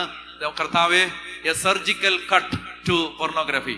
ഇനി ഒരിക്കലും ജീവിതത്തിൽ ഒരിക്കലും അശ്ലീലമായ, അതായത് ഒരിക്കലും ചിന്തകളെ മലിനമാക്കുന്ന ഒന്നും എന്റെ കണ്ണുകളുടെ മുമ്പിൽ വരാൻ ഞാൻ സമ്മതിക്കില്ല. ഈശോയെ, അത് ഞാൻ എന്നേക്കുമായി ആ മേഖലയിൽ നിന്ന് വിടവാങ്ങുന്നു. ഈശോയോട് പറഞ്ഞൊന്ന് സ്തുതിച്ചേ. ഹല്ലേലൂയ, ഹല്ലേലൂയ, ഹല്ലേലൂയ, ഹല്ലേലൂയ, ഹല്ലേലൂയ, ഹല്ലേലൂയ, ഹല്ലേലൂയ. പറഞ്ഞേ ഹല്ലേലൂയ, ആമേൻ. പരിശുദ്ധ പരമദിവ്യകാരുണ്യ ഈശോയ്ക്ക് നേരും ആരാധനയും സ്തുതിയും പുകഴ്ചയും ഉണ്ടായിരിക്കട്ടെ. പ്രിയപ്പെട്ടവരെ, നിങ്ങൾ മടുത്തോ? നമുക്ക്, അതായത് നമുക്കിങ്ങനെ ഒത്തിരി കാര്യങ്ങൾ പറയാനുണ്ട്. നിങ്ങൾ മടുക്കരുത്, ഒരുപാട് കാര്യങ്ങൾ പറയാനുണ്ട്. അതിങ്ങനെ 1 by 1 പറഞ്ഞ് നമുക്ക് അതങ്ങ് ക്ലീൻ ആയിട്ട് വേണം ഇവിടുന്ന് പോവാൻ. എന്നിട്ട് ദൈവകരുണയുടെ തിരുനാളില് മോചനം പ്രാപിക്കണം, എല്ലാ കാര്യത്തിൽ നിന്നും മോചനം. അപ്പൊ അതിനുവേണ്ടിയാണ് ഞാനിങ്ങനെ സമയം എടുത്ത്. എനിക്കും പാടാണിത് ഇങ്ങനെ പറഞ്ഞുകൊണ്ടൊക്കെ ഇരിക്കാൻ, എന്നാലും ഇത് സമയം എടുത്ത് പറയുന്നത്. പറഞ്ഞേ ഹല്ലേലൂയ. അടുത്ത മേഖല നിങ്ങൾ വായിക്കേണ്ടത്, അടുത്ത മേഖല നിയമാവർത്തനം 27-21. വേറൊരു വൃത്തികെട്ട മേഖലയാണ്. നിയമാവർത്തനം 27-21 വായിക്കാം. മൃഗവുമായി വായിച്ചോ. മൃഗവുമായി ഇണചേരുന്നവൻ, ബെസ്റ്റിയാലിറ്റി എന്നാണ് അതിന് പറയുന്നത്. ബെസ്റ്റിയാലിറ്റി, ഫോർണിക്കേഷൻ, ഇൻസെസ്റ്റ്, അഡൽട്ടറി, ബെസ്റ്റിയാലിറ്റി, മൃഗഭോഗം, അതുണ്ട്. അതൊക്കെ എൻ്റെ പ്രിയപ്പെട്ട സഹോദരങ്ങളെ, അതൊക്കെ ഞാൻ എൻ്റെ ചെറുപ്പത്തിലൊക്കെ എനിക്ക് നേരിട്ടറിയാം ഇതൊക്കെ നടക്കും. മനസ്സിലായ? നാട്ടുപുറങ്ങളിലൊക്കെ ഇങ്ങനെ ഇതൊക്കെ ഉണ്ട്. ഇത് നമ്മൾ ഇല്ലാന്ന് വിചാരിക്കരുത്. ഈ മേഖലയിൽ ഒരു മനുഷ്യൻ കർത്താവിന്റെ കൃപയില്ലെങ്കിൽ എന്തും കാണിക്കും. പറഞ്ഞ ഹല്ലേലൂയ, പറഞ്ഞ ഹല്ലേലൂയ. ഈശോയുടെ കൃപയില്ലെങ്കിൽ, അതുകൊണ്ട് ഞാൻ പറയുകയാണ്, ഞാൻ ഇന്ന് രാവിലെ ഞാനൊരു കാര്യം കേൾക്കുകയായിരുന്നു. അതായത് എന്തെന്നറിയോ, നമ്മൾ ഈ കംപ്ലീറ്റ് സോഷ്യൽ മീഡിയ കട്ട് ചെയ്യണം. അങ്ങനെ പറയാനൊരു ബലമില്ല. കാരണം യൂട്യൂബ് ഇല്ലെങ്കിൽ പിന്നെ നിങ്ങളെങ്ങനെ ഇടാനില്ല ചില പ്രസംഗം കേൾക്കും.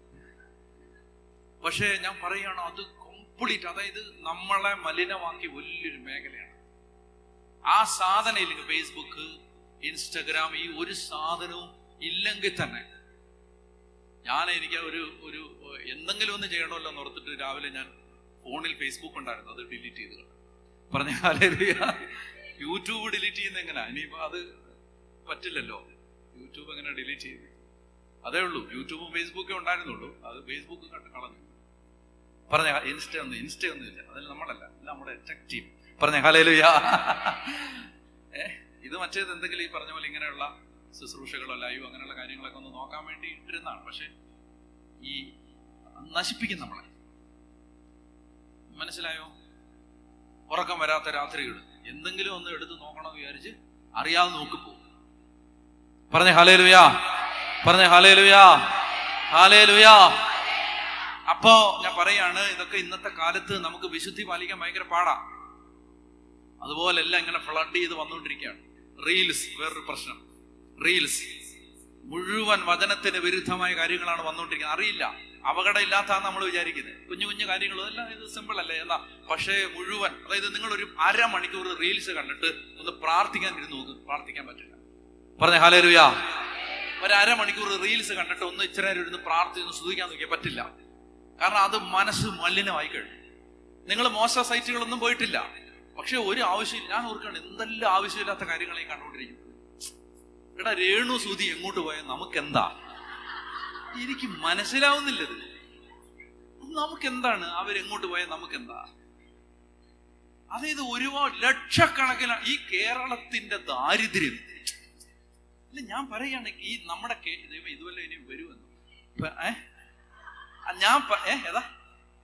അപ്പൊ ഞാൻ പറയുന്നത്, ഈ എന്തൊരു ദാരിദ്ര്യം പിടിച്ച മനുഷ്യനാണ് നമ്മള്. വേറൊന്നിനും വേണ്ടിയിട്ടല്ല, നിങ്ങൾ മോശം കാണാനൊന്നുമല്ല. ഞാൻ പറയുന്നത്, എന്തിനാണ് ഇവരുടെ അടുക്കള കാര്യങ്ങൾ? ഇവരെങ്ങോട്ട് പോയി, അവരങ്ങോട്ട് വന്നു. ബാല എത്രാമത്തെ കല്യാണം കഴിച്ചു? ഞാനത് കണ്ടു കേട്ട ഒരു വാർത്തയാണ്. അതാണ് ഈ ബാലയുടെ കല്യാണം ആവർത്തിച്ച് വരുന്നത്. ബാലയൊക്കെ ഇനി ദൈവമേ തോക്കുമായിട്ട് വരുമെന്ന്. അപ്പൊ ഈ നമുക്കിത് മുഴുവൻ ചവറല്ലേ ഇത്? ചവറ്. പറഞ്ഞ ഹല്ലേലൂയ, പറഞ്ഞ ഹല്ലേലൂയ. അപ്പോ നമുക്ക് ഇതെല്ലാം നമ്മളെ മലിനമാക്കുന്ന കാര്യങ്ങളാണ്. ഈ മലിനമാക്കുന്ന കാര്യങ്ങളോട് നമ്മൾ വിട പറയേണ്ടതുണ്ട്. അപ്പോ ഞാൻ പറഞ്ഞു വന്നത് ബെസ്റ്റിയാലിറ്റി. ഒന്ന് കണ്ണടച്ച് പ്രാർത്ഥിച്ചോ, ദൈവമേ, ഞങ്ങളോ ഞങ്ങളുടെ മാതാപിതാക്കളോ പൂർവികരോ ഞങ്ങളുടെ കുടുംബത്തിൽപ്പെട്ട ആരെങ്കിലുമോ ദൈവമേ മൃഗവുമായി ഇണചേർന്ന് ഒരു ദുരാത്മാവ് ഞങ്ങളുടെ കുടുംബത്തിലേക്ക് പ്രവേശിച്ചിട്ടുണ്ടെങ്കിൽ കർത്താവേ, ഇപ്പോൾ ആ വാതിലുകൾ അടയ്ക്കണമേ. കർത്താവേ, ഇപ്പോൾ ആ മേഖലയ്ക്ക് സ്വാതന്ത്ര്യം തരണമേ. കർത്താവേ, യേശുവിന്റെ രക്തം തളിച്ച് പ്രാർത്ഥിക്കുന്നു, യേശുവിന്റെ രക്തം തളിച്ച് പ്രാർത്ഥിക്കുന്നു. കർത്താവേ, ലൈംഗിക പാപങ്ങളിലൂടെ ഞങ്ങളുടെ പൂർവികരിലേക്ക്, ഞങ്ങളുടെ മാതാപിതാക്കളിലൂടെ ഞങ്ങളിലേക്ക്, അല്ലെ ഞങ്ങളുടെ പാപനിമിത്തം ഞങ്ങളുടെ അനന്തര തലമുറയിലേക്ക് പോകാനിരിക്കുന്ന എല്ലാ ശാപത്തിന്റെ കെട്ടുകളും യേശുവിന്റെ നാമത്തിൽ അഴിയട്ടെ, അഴിയട്ടെ, യേശുവിന്റെ നാമത്തിൽ അഴിയട്ടെ. ഹല്ലേലൂയ. പരിശുദ്ധ പരമദിവ്യകാരുണ്യീശോയ്ക്ക്, പരിശുദ്ധ പരമദിവ്യകാരുണ്യീശോയ്ക്ക്, പരിശുദ്ധ പരമദിവ്യകാരുണ്യീശോയ്ക്ക്. അടുത്തത് അഡൽറ്ററി വായിക്കാം. നിയമാവർത്തനം 22 നിയമാവർത്തനം 22 മുതൽ 27 വരെ. നേരത്തെ വായിച്ച വാക്യത്തിന്റെ, ഞാൻ പറയുന്ന വാക്യം വായിച്ചാൽ മതി. ഒരു മിനിറ്റ്. നിയമാവർത്തനം 22 നമ്മൾ വായിച്ചായിരുന്നു. 21 വായിച്ചത്. 22 വായിക്കാം. 22 അന്യന്റെ ഭാര്യയോടൊത്ത് ഒരുവൻ ശയിക്കുന്നത് കണ്ടുപിടിച്ചാൽ ഇരുവരെയും, സ്ത്രീയെയും പുരുഷനെയും. പ്രിയപ്പെട്ട സഹോദരങ്ങളെ, ഈ നിയമങ്ങൾക്ക് മാറ്റം വന്നിട്ടില്ല. എന്തുകൊണ്ടാണ് പിന്നെ നമ്മൾ മരിക്കാത്തതെന്ന് വിചാരിച്ചു? ഈ പാപം ചെയ്യുന്ന ഒരാൾ എന്താ മരിക്കാത്ത? ഈശോ മിശിഹ കുരിശിൽ മരിച്ചത് കൊണ്ട് മാത്രമാണ്. കർത്താവ് ഈശോ മിശിഹയുടെ കുരിശുമരണത്തിന്റെ യോഗ്യതയാലാണ് ഈ ഈ ക്യാപിറ്റൽ പണിഷ്മെന്റ് മാറിപ്പോയത്. അപ്പോ അന്യന്റെ ഭാര്യയോടൊത്ത് ഇത്തരം വ്യഭിചാരം, അതാണ് ഈ അടുത്ത അഡൽറ്ററി. ഇംഗ്ലീഷിൽ പറഞ്ഞാൽ അഡൽറ്ററി. ഞാൻ പറഞ്ഞത് ഫോർണിക്കേഷൻ, ഇൻസെസ്റ്റ്, ബെസ്റ്റിയാലിറ്റി, അഡൽറ്ററി. ഇങ്ങനെ 4 തരത്തിലാണ് ഇതുള്ളത്. അപ്പൊ അന്യന്റെ ഭാര്യയോടൊത്ത് സ്ത്രീയും പുരുഷൻ, അങ്ങനെ ഇസ്രായേലിൽ നിന്ന് ആ തിന്മ നീക്കി കളയണം. അടുത്ത വാക്യം വായിക്കാമോ? അന്യപുരുഷനുമായി വിവാഹ വാഗ്ദാനം നടത്തിയ ഒരു കന്യകയെ പട്ടണത്തിൽ വെച്ച് ഒരുവൻ കാണുകയും അവളുമായി ശയിക്കുകയും ചെയ്താൽ ഇരുവരെയും പട്ടണവാതിൽക്കൽ കൊണ്ടുപോയി കല്ലെറിഞ്ഞ് കൊല്ലണം. അടുത്ത വാക്യം. പട്ടണത്തിലായിരുന്നിട്ടും സഹായത്തിന് വേണ്ടി നിലവിളിക്കാതിരുന്നാൽ അവൻ തന്റെ അയൽക്കാരന്റെ ഭാര്യയെ മാനഭംഗപ്പെടുത്തിയതിനാൽ അവനും വധിക്കപ്പെടണം. അങ്ങനെ ആ തിന്മ നിങ്ങളുടെ ഇടയിൽ നിന്ന് നീക്കിക്കളയണം. അടുത്ത വാക്യം. ഒരുവൻ അന്യപുരുഷന് വിവാഹവാദനം ചെയ്തിരിക്കുന്ന യുവതിയെ വയലിൽ വെച്ച് കാണുകയും ബലാത്സംഗം ചെയ്യുകയും അവളോടുകൂടെ സഹിച്ച പുരുഷൻ മാത്രം വധിക്കപ്പെടാൻ യുവതിയെ നിങ്ങളൊന്നും ചെയ്യരുത്. ഓക്കെ, മനസ്സിലായല്ലോ. ഇനിയിപ്പോ കൂടുതൽ വായിക്കണ്ട. അതായത് ഇത്രയേ ഉള്ളൂ.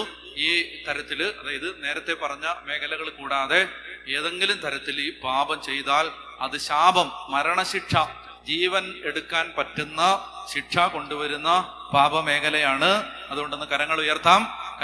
കർത്താവേ, ഏറ്റുപറയാം. കർത്താവേ, ഞങ്ങളോ ഞങ്ങളുടെ മാതാപിതാക്കളോ ഞങ്ങളുടെ പൂർവികരോ കുടുംബത്തിൽപ്പെട്ടവരോ ഞങ്ങളുടെ മക്കളോ ഞങ്ങളുടെ തലമുറകളോ കർത്താവായ യേശുവേ ഇത്തരം ലൈംഗിക പാപങ്ങളിലൂടെ കുടുംബത്തിലേക്ക് കൊണ്ടുവന്ന ശാപത്തെ യേശുവേ അവിടുത്തെ കുരിശിലെ പാടുപീഡകളുടെ യോഗ്യതയാൽ എടുത്തു മാറ്റണമേ. ആ ശാപത്തിൽ നിന്ന് സ്വതന്ത്രരാക്കണമേ. അവിടെ പ്രവേശിച്ച ദുരാത്മാക്കളെ ശാസിക്കണമേ. അപ്പോൾ ഞങ്ങളിലേക്ക് കടന്നു വന്ന ദുരാത്മാക്കളെ ശാസിക്കണമേ. ഹല്ലേലൂയാ. ഒന്ന് എഴുന്നേറ്റ് നിൽക്കാം. ഞാനൊരു മേഖല പ്രാർത്ഥിക്കാനുണ്ട്. അത് നിന്നുകൊണ്ട് പ്രാർത്ഥിക്കാം. എഴുന്നേറ്റ് നിൽക്കാം. നിന്നുകൊണ്ട് പ്രാർത്ഥിക്കാം. അതായത് ഇത്തരം മേഖലകളിൽ പാപം ചെയ്തു പോയ ആരെങ്കിലും ഉണ്ടെങ്കിൽ അവർക്ക് ഒരു വിടുതൽ കിട്ടാൻ വേണ്ടി വേറൊരു പ്രാർത്ഥന ചൊല്ലാനുണ്ട്. എല്ലാവരും ഒന്ന് എഴുന്നേറ്റ് നിൽക്കുക. പറഞ്ഞേ ഹല്ലേലൂയാ. പറഞ്ഞേ ഹല്ലേലൂയാ. ഹല്ലേലൂയാ. ഹല്ലേലൂയാ. അതായത് ഞാൻ ധ്യാനം കൂടുന്നവരോട് പറഞ്ഞിരുന്നു, സോൾ ടൈ എന്ന് പറയുന്ന ഒരു വാക്കുണ്ട്. Soul tie. Soul tie. Tie എന്ന് കേട്ടിട്ടില്ല? ടൈ, കെട്ട്, ടൈ. Soul tie. സോൾ എന്ന് പറഞ്ഞാല് ആത്മാവല്ല, ദേഹി. എന്താണ് ദേഹി? ആത്മാവ് എന്താണ്? Spirit. Spirit, body, soul, spirit. ദേഹം, ദേഹി, ആത്മാവ്. ദേഹിയിലാണ്, ആത്മാവിലല്ല കെട്ട്. എവിടാ? ദേഹി. ദേഹി എന്ന് പറഞ്ഞാൽ എന്താണ്? ദേഹി എന്ന് പറഞ്ഞാല് നമ്മുടെ മനസ്സ് അല്ലെങ്കിൽ ചിന്തകൾ, വികാരങ്ങൾ, ഇച്ഛാശക്തി. ഇതാണ് ദേഹി. എന്താണ്? ചിന്തകൾ, വികാരങ്ങൾ, ഇച്ഛാശക്തി. ഇതിലൊരു കെട്ട് വീഴും. അതിനെ വിളിക്കുന്ന പേരാണ് എന്ത്? Soul tie. ദേഹിയിലെ കെട്ട് എന്ന് പറഞ്ഞാൽ എന്താണെന്നറിയാമോ? അതായത് നമ്മൾ ഇതിപ്പോ നേരത്തെ പറഞ്ഞ ഏതെങ്കിലും തരത്തിലുള്ള സെക്ഷുവൽ സിൻസ് ചെയ്യുമ്പോൾ, ഇത്തരം പാപങ്ങൾ, 6-ാം പ്രമാണ ലംഘനം നടത്തുമ്പോൾ അവിടെ മറ്റൊരു വ്യക്തി നേരിട്ട് ഉണ്ടെങ്കിലും ഭാവനയിലാണെങ്കിലും, ഞാൻ പറയുന്നത് മനസ്സിലാവുമെന്ന് വിചാരിക്കുന്നു, ഫാന്റസിയിലാണെങ്കിലും നേരിട്ടാണെങ്കിലും രണ്ടാമതൊരു വ്യക്തിയോട് ഉണ്ടല്ലോ ഈ പാപം നടക്കുമ്പോൾ, ഇല്ലേ? ഉണ്ട്. അപ്പൊ ഈ വ്യക്തികൾ തമ്മിൽ ദേഹിയിൽ ഒരു കെട്ട് വീഴും, സോൾ ടൈ. അപ്പോ അതുകൊണ്ട് ഡെലിവറൻസ് ശുശ്രൂഷകളില് ഈ മേഖലയിൽ നിന്ന് മോചനം കിട്ടാൻ വേണ്ടി സോൾ ടൈകള് മുറിച്ച് പ്രാർത്ഥിക്കണം എന്ന് പറയും. പറഞ്ഞേ ഹല്ലേലൂയാ. അതെങ്ങനെയാണെന്ന് ഞാൻ പറഞ്ഞു തരാം. അപ്പൊ അങ്ങനെ നിങ്ങൾ ആരെങ്കിലും, നിങ്ങൾ എല്ലാവരും പ്രാർത്ഥിച്ചോ? നമ്മൾ പ്രാർത്ഥിക്കുമ്പോൾ നിങ്ങൾ അങ്ങനെ ചെയ്തിട്ടില്ല, നമ്മൾ അങ്ങനെ ചെയ്തിട്ടില്ലെങ്കിൽ എന്ത് ചെയ്യുക? നമ്മൾക്ക് വേണ്ടിയല്ല, നമ്മൾ അങ്ങനെ ചെയ്ത നമ്മുടെ കുടുംബത്തിൽപ്പെട്ട ആർക്കെങ്കിലും ഒരാൾക്ക് വേണ്ടി നമ്മളൊന്ന് പ്രാർത്ഥിക്കുകയാണെന്ന് കരുതിയാൽ മതി. പറഞ്ഞേ ഹല്ലേലൂയാ. പറഞ്ഞേ ഹല്ലേലൂയാ. ഹല്ലേലൂയാ. സോൾ ടൈ എന്ന് പറഞ്ഞാല്, സോൾ ടൈ, ഇതൊക്കെ വളരെ ക്ലോസ്ഡ് ആയിട്ടുള്ള എൻവയോൺമെന്റിലാണ് ഇതൊക്കെ പറയുന്നത്. ഞാൻ പിന്നെ ഇതൊക്കെ പബ്ലിക്കായിട്ട് ലൈവ് ആണ് ഇതൊക്കെ പറയുന്നതിന്റെ കാരണം എന്താണെന്ന് വെച്ചാല് ദൈവകരുണയുടെ തിരുനാളാണ്. എല്ലാ കെട്ടും അഴിച്ചിട്ട് കരുണയുടെ തിരുനാൾ ആഘോഷിക്കാം. അപ്പൊ അതിനുവേണ്ടി നമ്മൾ സമർപ്പിക്കാൻ വേണ്ടിയിട്ടാണ് സോൾ ടൈ. നമ്മുടെ ഈ ആത്മാവിൽ, ദേഹിയിൽ കെട്ട് രൂപപ്പെട്ടിട്ടുണ്ട്, സോൾ ടൈ. അപ്പൊ നമ്മൾ ഇങ്ങനെയാണ് പ്രാർത്ഥിക്കേണ്ട വിധം ഞാൻ പറഞ്ഞു. ഇങ്ങനെയാണ്, എന്നെ ഒന്ന് കേട്ടെ. എങ്ങനെയാണെന്നറിയാം? ഇങ്ങനെ പ്രാർത്ഥിക്കണം. അതായത് ഇപ്പൊ ഞാൻ പറയുകയാണ്, ഞാൻ ജോൺ എന്ന വ്യക്തിയുമായി ഞാൻ പാപം ചെയ്തിട്ടുണ്ടെന്ന് വിചാരിക്കാം. ഞാൻ ഇങ്ങനെ പറയുകയാണ്, കർത്താവേ, ജോണുമായി പാപം ചെയ്തതിലൂടെ എന്നിൽ രൂപപ്പെട്ട സോൾ ടൈ യേശുവിന്റെ നാമത്തിൽ ഞാൻ മുറിക്കുന്നു. I break every soul tie in the name of Jesus. യേശുവിന്റെ നാമത്തിൽ ഞാൻ അയാളുമായിട്ട്, ഇപ്പൊ ചിലർ അബ്യൂസ് ചെയ്യപ്പെട്ട ആളുകളായിരിക്കും. ഇപ്പൊ നിങ്ങൾ മനഃപൂർവ്വം പാപം ചെയ്തതല്ല, നിങ്ങളെ ചെറുപ്പത്തിൽ അബ്യൂസ് ചെയ്തെന്ന് വെച്ചോ, അയാളുമായിട്ടുള്ള സോൾ ടൈകള് മുറിക്കണം. പറഞ്ഞേ ഹല്ലേലൂയാ. പറഞ്ഞേ ഹല്ലേലൂയാ. അപ്പൊ ഈ സോൾ ടൈ മുറിക്കണം, സോൾ ടൈ മുറിച്ചു കളയണം. അപ്പൊ അത് മുറിക്കുന്നത് എങ്ങനെയാണ്? അതായത് ഇപ്പൊ ജോൺ എന്നെ അബ്യൂസ് ചെയ്തെന്ന് വിചാരിക്കും. ഞാൻ ഇതൊക്കെ ഉദാഹരണം പറയാണ്. അങ്ങനെ ഒരു ജോൺ ഇല്ല, ആ ജോൺ എന്നെ അബ്യൂസ് ചെയ്തിട്ടില്ല. ഞാൻ പറയാണ്, ജോൺ എന്നെ അബ്യൂസ് ചെയ്തിട്ടുണ്ടെങ്കിൽ ഞാൻ ഇങ്ങനെ പ്രാർത്ഥിക്കണം, കർത്താവേ, ജോൺ എന്നെ അബ്യൂസ് ചെയ്തപ്പോ ജോണുമായി രൂപപ്പെട്ട സോൾ ടൈകൾ യേശുവിന്റെ നാമത്തിൽ ഞാൻ മുറിക്കുന്നു.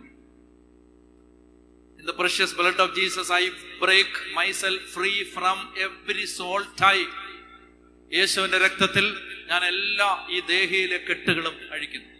നിങ്ങൾ അത് പറയുമ്പോൾ ജനറൽ ആയിട്ട് പറയരുത്. നിങ്ങൾക്കറിയാലോ, അത്തരം പാപമേഖലകൾ വന്നിട്ടുള്ള വ്യക്തികളെ അറിയാമെങ്കിൽ അവരുമായി രൂപപ്പെട്ട സോൾ ടൈകൾ മുറിക്കണം. പ്രിയപ്പെട്ടവരെ, ഇത് മുറിക്കാതിരിക്കരുത്. ഇത് മുറിക്കാത്ത കാലത്തോളം അത് ഡോറാണ്, ഓപ്പൺ ഡോറാണ്. പറഞ്ഞ ഹല്ലേലൂയാ, പറഞ്ഞ ഹല്ലേലൂയാ. അത് തുറന്നു കിടക്കുന്ന ഒരു വാതിലാണ്, അതിലൂടെ ദുരാത്മാക്കൾ വരും. പറഞ്ഞ ഹല്ലേലൂയാ.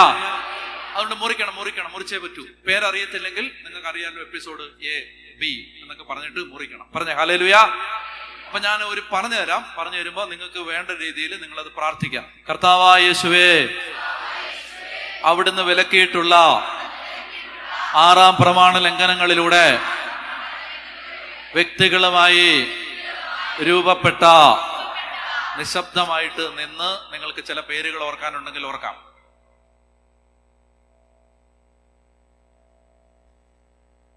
ഏറ്റുപറയാം. വ്യക്തികളുമായി രൂപപ്പെട്ട ദേഹിയിലെ കെട്ടുകളെ, സോൾ ടൈകളെ യേശുനാമത്തിൽ ഞാൻ മുറിക്കുന്നു.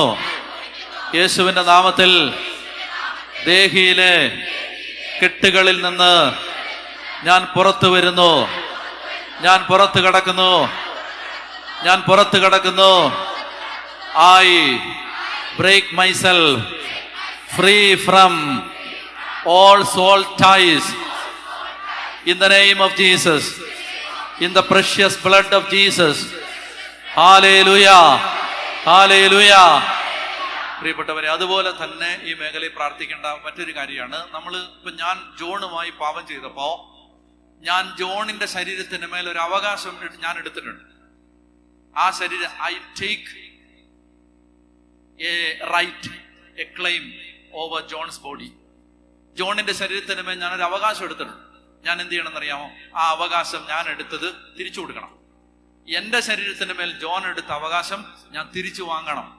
അപ്പൊ നിങ്ങൾ ഇങ്ങനെ, ഞാൻ പേര് പറഞ്ഞാണ് പ്രാർത്ഥിക്കേണ്ടത്. ഞാൻ പൊതുവായിട്ട് പറഞ്ഞു തരികയാണ്. ഇങ്ങനെ പ്രാർത്ഥിക്കാം. കർത്താവായ യേശുവേ, ഞാനുമായി 6-ാം പ്രമാണ ലംഘനം നടത്തിയിട്ടുള്ള വ്യക്തികൾ എന്റെ ശരീരത്തിന്റെ മേൽ എടുത്ത അവകാശം ഞാൻ തിരിച്ചു കൊടുക്കുന്നു. ഞാൻ തിരിച്ചു കൊടുക്കുന്നു.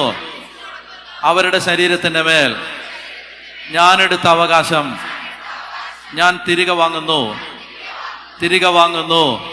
ഹല്ലേലൂയാ, ഹല്ലേലൂയാ, ഹല്ലേലൂയാ, ഹല്ലേലൂയാ, ഹല്ലേലൂയാ, ഹല്ലേലൂയാ. കർത്താവായ യേശുവേ, ഞങ്ങളുടെ കുടുംബവൃക്ഷത്തിലെ ആരെങ്കിലും ഈ മേഖലയിൽ തുറന്നിട്ട വാതിലുകൾ ദുരാത്മാക്കളുടെ കയറി വരാനുള്ള വഴിയായി മാറിയിട്ടുണ്ടെങ്കിൽ യേശുനാമത്തിൽ, യേശുനാമത്തിൽ, യേശുനാമത്തിൽ, യേശുവിന്റെ രക്തത്തിൽ ആ വാതിലുകളെ ഞാൻ അടയ്ക്കുന്നു. ഞാൻ അടയ്ക്കുന്നു. ഹല്ലേലൂയാ, ഹല്ലേലൂയാ. സ്തുതിക്കട്ടെ. കരങ്ങൾ ഉയർത്തി ശക്തമായിട്ട് സ്തുതിക്കട്ടെ. ഹല്ലേലൂയ. ഒരു 10 പേര് നമ്മുടെ സ്വരം കേൾക്കട്ടെ. വിട്ടുകൊടുത്ത് സ്തുതിക്കുക. ഹല്ലേലൂയ, ഹല്ലേലൂയ, ഹല്ലേലൂയ, ഹല്ലേലൂയ, ഹല്ലേലൂയ, ഹല്ലേലൂയ, ഹല്ലേലൂയ, ഹല്ലേലൂയ, ഹല്ലേലൂയ. നിങ്ങൾക്ക് മാപ്പ് ചോദിക്കുക. റേപ്പ്, അതിന് മാപ്പ് ചോദിക്കുക.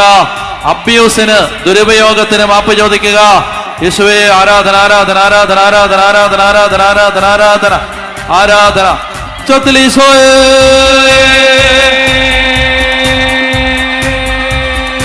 യേശുവിന്റെ രക്തത്താൽ എന്നെ കഴുകണമേ. പരിശുദ്ധ രക്തത്താൽ കഴുകണമേ. പരിശുദ്ധ രക്തത്താൽ എന്റെ കുടുംബത്തെ കഴുകണമേ. പരിശുദ്ധ രക്തത്താൽ എന്റെ മക്കളെ കഴുകണമേ. പരിശുദ്ധ രക്തത്താൽ എന്റെ കുടുംബാംഗങ്ങളെ കഴുകണമേ. പരിശുദ്ധ രക്തത്താൽ എന്റെ മാതാപിതാക്കളെ കഴുകണമേ.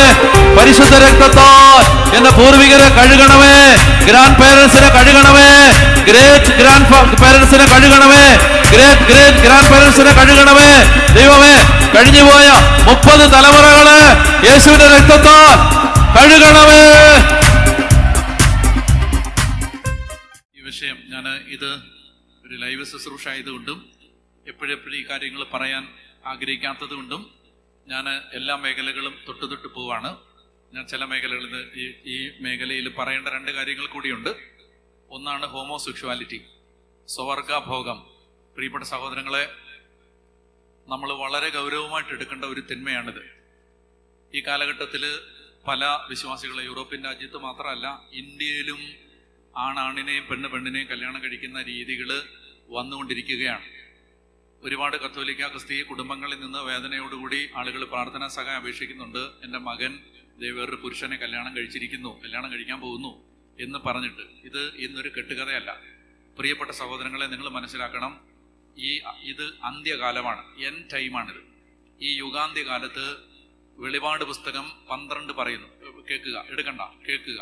വെളിപാട് 12 പറയുന്നു, അവന് സമയം വളരെ കുറച്ചേ ഉള്ളൂ എന്ന് മനസ്സിലാക്കിയിട്ട് പിശാച് അരിശം പൂണ്ട് ഇങ്ങനെ കറങ്ങി നടക്കുകയാണ്. എന്ന് പറഞ്ഞാൽ അവന് ഏത് തരത്തിലും മനുഷ്യനെ വഴിതെറ്റിക്കാൻ ശ്രമിക്കും. അപ്പൊ അതുകൊണ്ട് ഈ തിന്മ നമ്മുടെ കുടുംബങ്ങളിൽ ഉണ്ടാവാതിരിക്കാൻ പ്രാർത്ഥിക്കണം. അതായത് ഈ ഒരു അരുവ് നമ്മുടെ കുടുംബത്തിൽ കയറാൻ പാടില്ല. ദൈവം സ്ഥാപിച്ച ഒരു സംവിധാനമാണ് കുടുംബം. പുരുഷൻ സ്ത്രീയെ കല്യാണം കഴിക്കണം. എന്നാൽ ഹോമോസെക്ഷുവാലിറ്റി കല്യാണം കഴിക്കുന്നില്ല. പക്ഷേ ഈ തരത്തിൽ ജീവിക്കുന്ന അനേക ആളുകളുണ്ട്, ഈ പാപം ചെയ്യുന്ന അനേക ആളുകളുണ്ട്, ഒത്തിരി ആളുകളുണ്ട്. ആ ആളുകൾ ഇത് ശരിയാണെന്ന് വിചാരിച്ച് ജീവിക്കുകയാണ്. നിങ്ങൾ മനസ്സിലാക്കണം, അങ്ങനെയുള്ള ആളുകൾ ജീവിക്കുന്ന സ്ഥലത്ത് പരിശുദ്ധാത്മാവ് ഇറങ്ങി വരില്ല. പറഞ്ഞ ഹല്ലേലൂയാ. അവിടെ ദൈവത്തിന്റെ ക്രോധം മാത്രമേ വെളിപ്പെടൂ. അവിടെ ഒരു ദൈവപ്രവൃത്തി നടക്കില്ല. കാര്യങ്ങളൊക്കെ ചിലപ്പോൾ ഭംഗിയായിട്ട് നടന്നെന്ന് വരും, പക്ഷെ അവിടെ ദൈവികത ഉണ്ടാവില്ല. കാലാന്തരത്തിൽ എല്ലാം ഒരുമിച്ച് നശിക്കും. അതുകൊണ്ട് ഇത് സോദോം ഗൊമോറ പോലെ ആവും. അതുകൊണ്ട് ഇത് ശ്രദ്ധിക്കണം. ഈ മേഖല വളരെ ഇമ്പോർട്ടൻ്റ് ആയ മേഖലയാണ്. ഹോമോസെക്ഷുവാലിറ്റിയുടെ ബന്ധനം ഉണ്ടെങ്കിൽ കർത്താവിന്റെ സന്നിധിയിൽ കൃപ ചോദിച്ചാൽ ഏത് കെട്ടുവഴിയും. പറഞ്ഞ ഹല്ലേലൂയാ. ഞാൻ മനസ്സിലാക്കിയെടുത്തോളം ഏത് പാപത്തിൽ നിന്ന് മോചനമുണ്ട്. ഏത് പാപം, അത് എത്ര കാലം എത്ര കൊല്ലം നമ്മളെ അലട്ടിയിരുന്ന പാപമാണെങ്കിലും ഏത് പാപത്തിൽ നിന്ന് മോചനം കിട്ടും. 2 കാര്യങ്ങൾ വേണം. ഒന്ന്, ഇത് മാറാൻ ആഗ്രഹിക്കണം. ഒരുപാട് ആളുകളുടെ ജീവിതത്തിൽ നിന്ന് പാപം മാറാത്ത എന്തുകൊണ്ടാണെന്ന് എനിക്ക് മനസ്സിലായിട്ടുണ്ട്. ഇതെന്തറിയാം, ഉള്ളിന്റെ ഉള്ളിൽ അവരുടെ സബ് കോൺഷ്യസ് ഈ പാപത്തിന്റെ സുഖം ആഗ്രഹിക്കുന്നുണ്ട്. അതുകൊണ്ട് പുറമെ ഇത് മാറാൻ പ്രാർത്ഥിക്കുമ്പോഴും ഉള്ള് ഇത് മാറാതിരിക്കാനാണ് പറഞ്ഞുകൊണ്ടിരിക്കുന്നത്. പറഞ്ഞ ഹല്ലേലൂയാ. അതുകൊണ്ട് അങ്ങനെ കർത്താവിനോട്, കർത്താവ് എനിക്ക് പാപം വേണ്ടാന്ന് വെക്കാനുള്ള കൃപ ആദ്യം തരാൻ പ്രാർത്ഥിക്കണം. ഈ പാപത്തോട് എന്റെ സബ് കോൺഷ്യസിന് വേണ്ടാന്ന് പറയാനുള്ള കൃപ അതാദ്യം വാങ്ങണം. രണ്ടാമതായിട്ട് ചെയ്യേണ്ട മേഖല എന്നറിയാമോ? രണ്ടാമത് കർത്താവിനെ ആശ്രയിച്ച് നിരന്തരം പ്രാർത്ഥിക്കണം. നിരന്തരം ഊണിലും ഉറക്കത്തിലും പ്രാർത്ഥിക്കണം. ഒരു നോമ്പ് വരുമ്പോ നിയോഗം അത് വെക്കണം. എന്തെങ്കിലും ഒരു നല്ല കാര്യം ചെയ്യുമ്പോ നിയോഗം അത് വെക്കണം. അതായത് ഊണിലും ഉറക്കത്തിലും ഇത് വെച്ച് പ്രാർത്ഥിക്കണം. അപ്പൊ ആ കെട്ടഴിയും. പറഞ്ഞേ ഹല്ലേലൂയാ. അതുകൊണ്ട് എത്രയോ പേര് ഈ മേഖലയിൽ അടിമത്തം ഉണ്ടായിരുന്നവര് സ്വാതന്ത്ര്യം പ്രാപിച്ച് വലിയ അനുഗ്രഹിക്കപ്പെട്ട മക്കളായിട്ട് മാറിയവര്. അതുകൊണ്ട് ആ മേഖല, ഹോമോസെക്ഷുവാലിറ്റിയുടെ മേഖല, സ്വവർഗഭോഗം, അത് വലിയ തെറ്റാണ്. മറ്റൊരു ഇതുപോലെ തന്നെ എന്താ പറയുക, ഒരു തെറ്റായ മേഖലയാണ്. എന്നോട് ക്ഷമിക്കുക, കുട്ടികളൊക്കെ ഇരിക്കുന്ന സ്ഥലമാണ്, എങ്കിലും പറയാതിരിക്കാൻ. മാസ്റ്റർബേഷൻ, അത് ഇന്ന് എന്താ പറയുക, ഇതൊരു തെറ്റല്ലെന്നാണ് ഇപ്പോൾ നിങ്ങളുടെ സോഷ്യൽ മീഡിയ പറയുന്നത്. ഇതൊരു തെറ്റല്ലെന്നാണ് പറയുന്നത്. പറഞ്ഞ ഹല്ലേലൂയാ. മനസ്സിലാവുന്നുണ്ടോ? ഹല്ലേലൂയാ. എൻ്റെ പ്രിയപ്പെട്ട സഹോദരങ്ങളെ, എന്നെ നിങ്ങൾ ഒരു 5 മിനിറ്റ് വേറൊന്നും ശ്രദ്ധിക്കാതെ എന്നെ കേട്ടിരിക്കുക. ഞാൻ പറഞ്ഞു തരാം എന്താണ്, എങ്ങനെയാണ് ഈ മാസ്റ്റർബേഷൻ വലിയ ചെറിയ തിന്മയല്ലത്. അതിൻ്റെ അടിമത്തമുള്ള ആളുകൾ, എൻ്റെ പ്രിയപ്പെട്ട സഹോദരങ്ങളെ, അതിൽ നിന്ന് മോചനം പ്രാപിക്കാതെ ഒരു ദൈവ ശുശ്രൂഷയ്ക്ക് കയറരുത്. പറഞ്ഞ ഹല്ലേലൂയാ. എന്ന് പറഞ്ഞാൽ അത് അത്രയും തിന്മയുള്ള സാധനമാണ്. എന്തെന്നറിയാം അതിനകത്ത്? എനിക്കത് മനസ്സിലായ ഒരു കാര്യം എന്തെന്നറിയാമോ? അതായത് ഈ മാസ്റ്റർബേഷൻ എന്ന് പറയുന്ന തിന്മ നടക്കുമ്പോൾ അവിടെ ശരീരത്തിൽ നിന്ന് ഫ്ലൂയിഡുകൾ ഉണ്ടാവും. നിങ്ങൾ എന്നെ വിശ്വസിച്ചു. നിങ്ങൾ സയൻസ്, റാഷണ ബുദ്ധി ഒന്നും ഇവിടെ അപ്ലൈ ചെയ്യരുത്. എന്നെ നിങ്ങൾ വിശ്വസിക്കും. ഞാൻ ഈശോയുടെ മുമ്പിൽ നിന്ന് പറയും. അതായത് സാത്താൻ, ദുരാത്മാക്കൾക്ക് അവർക്ക് ശരീരമില്ല. ഈവിൾ സ്പിരിറ്റ്സിന് ശരീരമില്ല. ഫോളൻ ഏഞ്ചലിന് ശരീരമില്ല.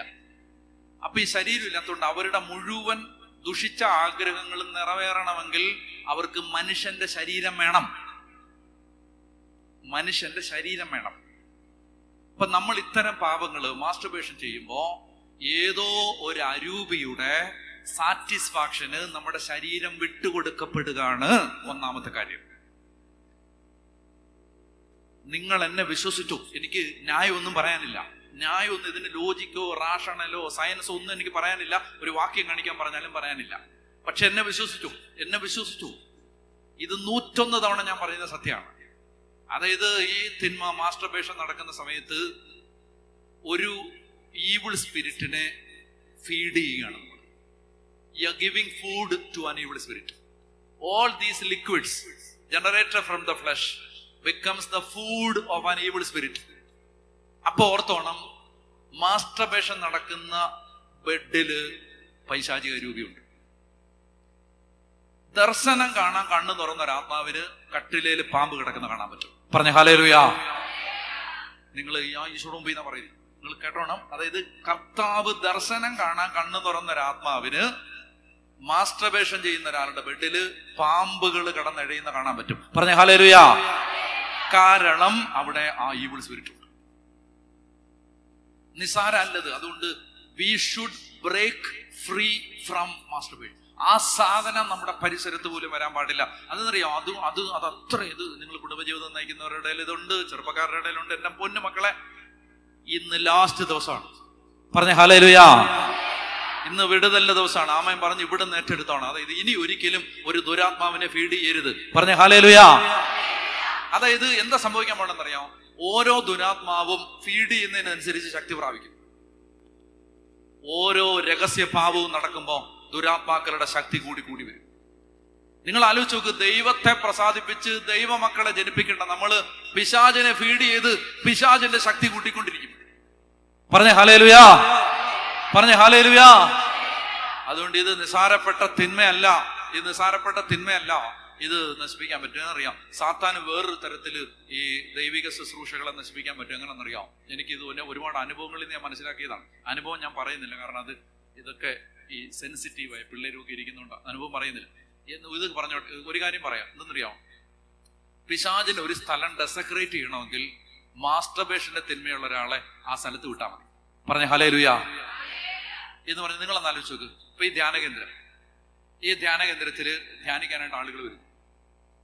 സാത്താൻ ഈ സ്ഥലം ഡെസക്രേറ്റ് ചെയ്യണമെങ്കിൽ ഈ തിന്മയുള്ള ആളെ വിട്ടാൽ ധ്യാനത്തിന് 5 ദിവസങ്ങളിലും ഇയാൾ ഈ തിന്മ ഇവിടെ കടന്ന് ചെയ്യും, അല്ലെ ടോയ്ലറ്റിൽ പോയി ബാത്റൂമിൽ പോയി ചെയ്യും. എന്നറിയാം, അവിടെ ആ സ്ഥലത്ത് ഡെസക്രേറ്റ് ചെയ്യും. പറഞ്ഞ ഹല്ലേലൂയാ. അതുകൊണ്ട് ഇത് നിസാരപ്പെട്ട പാവമല്ല. നമ്മൾ ജീവിക്കുന്ന മണ്ണിനെ പിശാചുക്കളെ കൊണ്ട് നിറയ്ക്കുന്ന പാവമാണ് മാസ്റ്റർബേഷൻ. പറഞ്ഞ ഹല്ലേലൂയാ. അതുകൊണ്ട് ഇന്ന് അത് കർത്താവിന്റെ മുമ്പിൽ കരുണ ചോദിച്ച് പ്രാർത്ഥിക്കണം. നിങ്ങളൊരു ദൈവ ശുശ്രൂഷയ്ക്കോ കർത്താവിന്റെ വേലയ്ക്കോ നിങ്ങളെ സമർപ്പിക്കുകയാണെങ്കിൽ ഇത്തരം തിന്മകളിൽ നിന്ന് സമ്പൂർണമായ മോചനം പ്രാപിക്കണം. പറഞ്ഞ ഹല്ലേലൂയാ. എന്ന് കരങ്ങൾ ഉയർത്തി സ്തുതിച്ച് ഒരു വിടുതൽ വരട്ടെ. കർത്താവേ, ഞങ്ങളോ ഞങ്ങളുടെ തലമുറകളോ ഈ പാപത്തിന് ഇരയാവരുത്. ഞങ്ങളുടെ കുഞ്ഞുങ്ങള് ഈ പാപത്തിൽ പോയി പെടരുത്. ഞങ്ങളുടെ മക്കള് ഈ പാപം ചെയ്യരുത്. ഞങ്ങളുടെ കുഞ്ഞുങ്ങള് ഈ പാപം ചെയ്യരുത്. ഉറക്കെ വിളിക്കുന്ന ഈശോയേ, ഈശോയേ, ഈശോയേ, ഈശോയേ.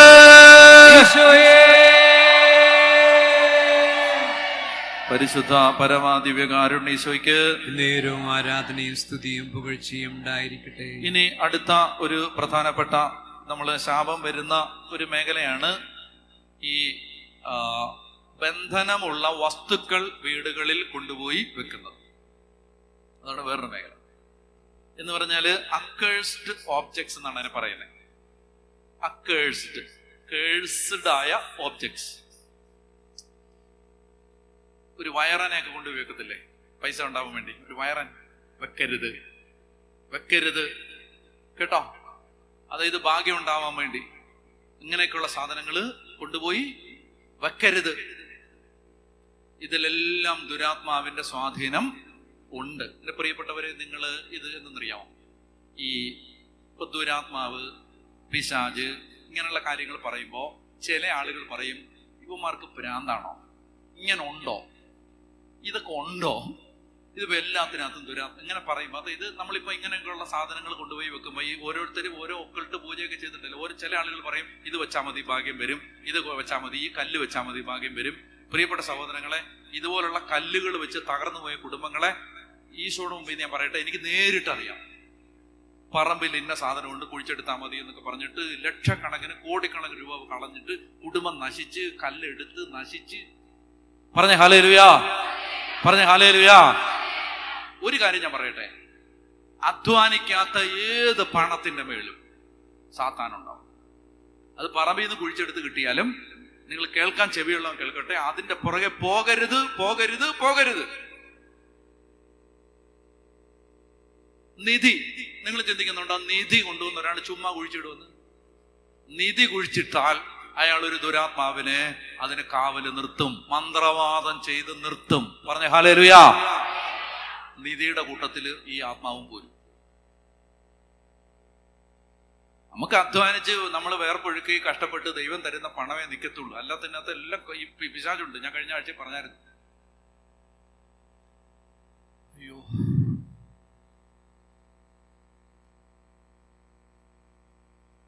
പറഞ്ഞ ഹല്ലേലൂയാ. ഇതൊക്കെ എന്തെന്ന് പറഞ്ഞിരിക്കുക പാവങ്ങൾ. ദൈവമേ, ഇന്ന് തലേ കയറാത്ത കാര്യങ്ങളൊക്കെയാണ് പറഞ്ഞത്. മറന്നിരുത്, ഇതൊന്നും ഓർത്ത് പോലും വെച്ചേക്കരുത് തലയിൽ, എല്ലാം വിട്ടേക്കണം. പറഞ്ഞ ഹല്ലേലൂയാ, പറഞ്ഞ ഹല്ലേലൂയാ, ഹല്ലേലൂയാ. അപ്പൊ അതാണ് ഈ അങ്ങനെയുള്ള സാധനങ്ങള് നമ്മുടെ മുറിയിലൊന്നും വെക്കരുത്, എടുത്തു കളഞ്ഞേക്കണം. ഇതാണ് നിയമം. എന്താ നിയമം? വീട്ടിലൊരു സാധനം വെക്കുമ്പോൾ ഇങ്ങനെ വായും തുറന്നിരിക്കുന്ന കരടി, പുലി, സിംഹം ഒന്നും കൊണ്ടുവെക്കരുത്, കൊണ്ടുവെക്കരുത്. എന്താ കാര്യം? ഞാൻ പറയട്ടെ നിങ്ങളോട്, നിങ്ങൾ പാമ്പിന്റെ രൂപം വീട്ടിൽ വെക്കുവോ? ഇല്ലല്ലോ. ആര് ഗിഫ്റ്റ് തന്നാലും വെക്കുവോ? ഇല്ലല്ലോ. പാമ്പിനെ പോലെ തന്നെ ബൈബിളില് ദൈവത്തിന്റെ ഈ പിശാചിന്റെ പ്രതീകമാണ് സിംഹം, ആന, കരടി, പുള്ളിപ്പുലി. ഇതൊക്കെ പിശാചിന്റെ പ്രതീകമാണ്. അതുകൊണ്ട് മൃഗങ്ങളുടെ രൂപം ഒന്നും വീട്ടിൽ കൊണ്ടുവന്ന് വെക്കണ്ട. കേൾക്കാൻ ചെവിയുള്ളവൻ കേൾക്കട്ടെ. അതെന്തിനാ വെക്കണേ? എപ്പോഴും നിങ്ങൾ മനസ്സിലാക്കേണ്ടത്, ഒരു ദുഷ്ടാരൂപിക്ക് ഒരു ശരീരം വേണം. മനുഷ്യരെ കിട്ടിയില്ലെങ്കിൽ അത് ഓബ്ജക്റ്റിൽ പൊസസ് ചെയ്യും. നിങ്ങൾക്ക് മനസ്സിലാവുന്നുണ്ടോ? പൊസഷൻസ് നിങ്ങൾ ഇത് എന്തറിയാം, ഞാൻ പറയാൻ വന്നതെന്നറിയാം, ദുഷ്ടാരൂപി, പിശാചി, ഇത് തന്നെ ഇന്നത്തെ ദിവസം പറഞ്ഞുകൊണ്ടിരിക്കുന്നത്. ഇത് പറഞ്ഞുകൊണ്ടിരിക്കുമ്പോൾ ആളുകൾ വിചാരിക്കും ഇതെന്നാ ഈ ഇത്രയും പിശാചുക്കൾ ഉണ്ടോ, അല്ലെങ്കിൽ ഇയാൾ എന്താ ഈ പിശാചുക്കൾ എന്താ പറയാ, എന്താ ഇതിനെ കുറിച്ചൊക്കെ. എനിക്ക് അതിനെക്കുറിച്ച് എൻ്റെ സ്നേഹിതനായ ഒരു വൈദികൻ ഒരിക്കൽ എന്നോട് പറഞ്ഞൊരു വാചകമുണ്ട്. കാശ്മീരിൽ തീവ്രവാദി ഉണ്ടോന്ന് പട്ടത്ത് ട്രാഫിക്കിൽ നിൽക്കുന്ന പോലീസുകാരോട് ചോദിച്ചാൽ ആ ട്രാഫിക് പോലീസുകാരൻ പറയും തീവ്രവാദി ഒന്നും കാണത്തില്ലെന്ന് പറയും. കാരണം പുള്ളിക്ക് ട്രാഫിക് വണ്ടി നിയന്ത്രിച്ചുള്ള പരിചയം. എന്നാൽ ബോർഡറിൽ നിൽക്കുന്ന പട്ടാളക്കാരനോട് ചോദിക്കണം കാശ്മീരിൽ തീവ്രവാദി ഉണ്ടോ, അവൻ പറയും ഉണ്ടോ ഇല്ലയോ.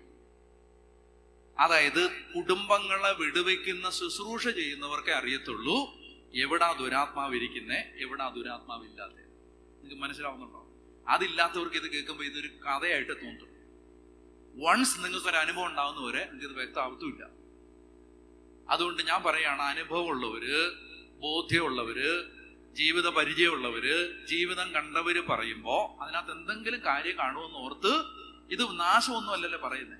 ആവശ്യമില്ലാത്ത സാധനങ്ങൾ കൊണ്ടുവന്ന് വീട്ടിൽ വെക്കരുത്. ഞാനൊരു വീട്ടിൽ ചെന്നപ്പോൾ ആ കുടുംബനാഥൻ എൻ്റെ അടുത്ത് പറഞ്ഞു എനിക്ക് ഉറങ്ങാൻ പറ്റുന്നില്ലെന്ന് പറഞ്ഞു. എനിക്കും മനസ്സിലായി അവിടെ ഉറങ്ങാൻ പറ്റത്തില്ലെന്ന്.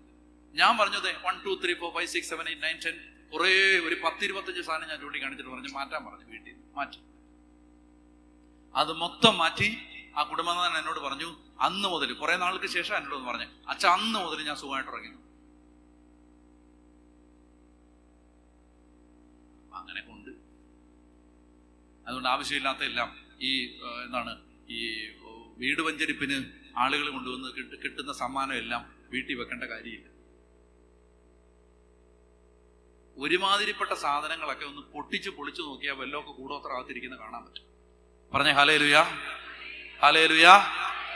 ഇവിടെ ഞാൻ ഓർക്കുന്നുണ്ട്, ധ്യാനകേന്ദ്രത്തിൽ ഒരാൾക്ക് ഒരു കടയിൽ നിന്നൊരു ഗിഫ്റ്റ് കൊടുത്തു.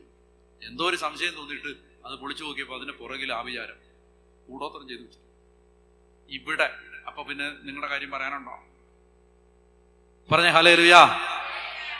നുണ പറയല്ല, ഞാൻ ഈശോയുടെ അടുത്ത് നിന്ന് പറയുന്നത്. I take responsibility for every word uttered right now. മനസ്സിലാവുന്നുണ്ടോ? ഇവിടെ ഞാൻ കണ്ടത് അത് പൊളിച്ചു നോക്കിയപ്പോൾ അതിന്റെ പുറകിൽ കൂടോത്രം, ആഭിചാരം ചെയ്ത സാധനങ്ങൾ അതും ഇതുമെല്ലാം ചെയ്തു. പറഞ്ഞ ഹല്ലേലൂയാ. ഈശോയുടെ ഫോട്ടോയാ, പക്ഷെ അതിനകത്ത് എന്താ ഇരിക്കുന്നത്? കൂടോത്രം.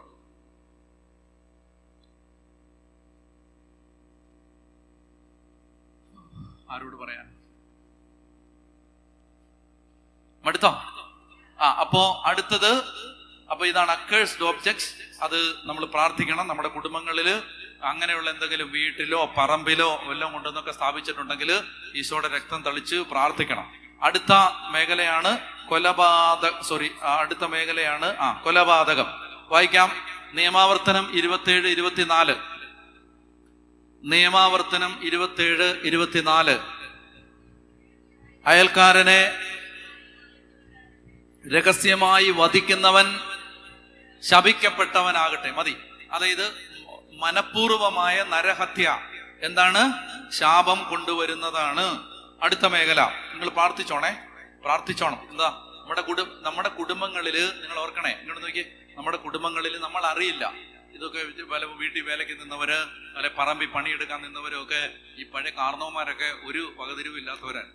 ചിലപ്പോൾ ഈ അടിച്ചൊക്കെ കൊടുക്കും. പാവപ്പെട്ട ആളുകളെ അടിയൊക്കെ കൊടുത്തിട്ട് അപ്പച്ചനെ തന്നെ ചിലപ്പോൾ മരിച്ചുപോയ ആളുകൾ ഉണ്ടാവും. കുടുംബങ്ങളിൽ ഇങ്ങനെ കൊലപാതകങ്ങൾ നടന്നിട്ടുണ്ടെങ്കിൽ ഇത് തലമുറകളിൽ ബന്ധനായിട്ട് മാറും. പൈശാചിക അരൂപി കുടുംബത്തിൽ പ്രവേശിക്കും. എപ്പോഴും നിങ്ങൾ ശ്രദ്ധിച്ചോണം, ഒരു ശാപം ഓപ്പറേറ്റ് ചെയ്യുന്നുണ്ടെങ്കിൽ അവിടെ ഒരു അരൂപി ഓപ്പറേറ്റ് ചെയ്യുന്നുണ്ടാവും. ഉറപ്പ്. ഒരു കേഴ്സ് ഉണ്ടോ അതിനോട് അറ്റാച്ച് ചെയ്തൊരു ഈവിൾ സ്പിരിറ്റ് ഉണ്ടാവും. പറഞ്ഞേ ഹല്ലേലൂയ. അപ്പൊ അതുകൊണ്ട് നമ്മൾ ഇതെല്ലാം എന്തിനാ പറയുന്നത്? ഇതെല്ലാം പറയുന്നത് ശാപത്തെയോ പിശാചിനെയോ ഗ്ലോറിഫൈ ചെയ്യാനല്ല. ഇതിനപ്പുറത്ത് നമുക്ക് ദൈവം യേശുവിലൂടെ ഒരു പരിഹാരം തന്നിട്ടുണ്ട്. അത് നേടാനാണ് ഇത് പറയുന്നത്. അപ്പോൾ അടുത്ത എത്രാമത്തെയാ? എത്രാമത്തെ കാര്യം ഞാൻ പറഞ്ഞേ?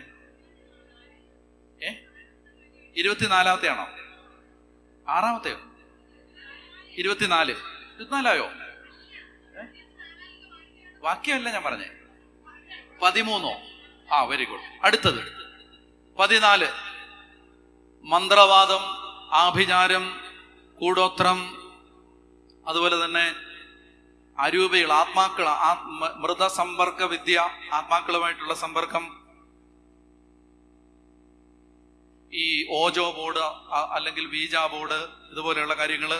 നിയമാവർത്തനം വായിക്കേ. നിയമാവർത്തനം 18:9 മുതൽ 13 വരെ. നിയമാവർത്തനം 18:9 മുതൽ 13 വരെ വായിക്കാം.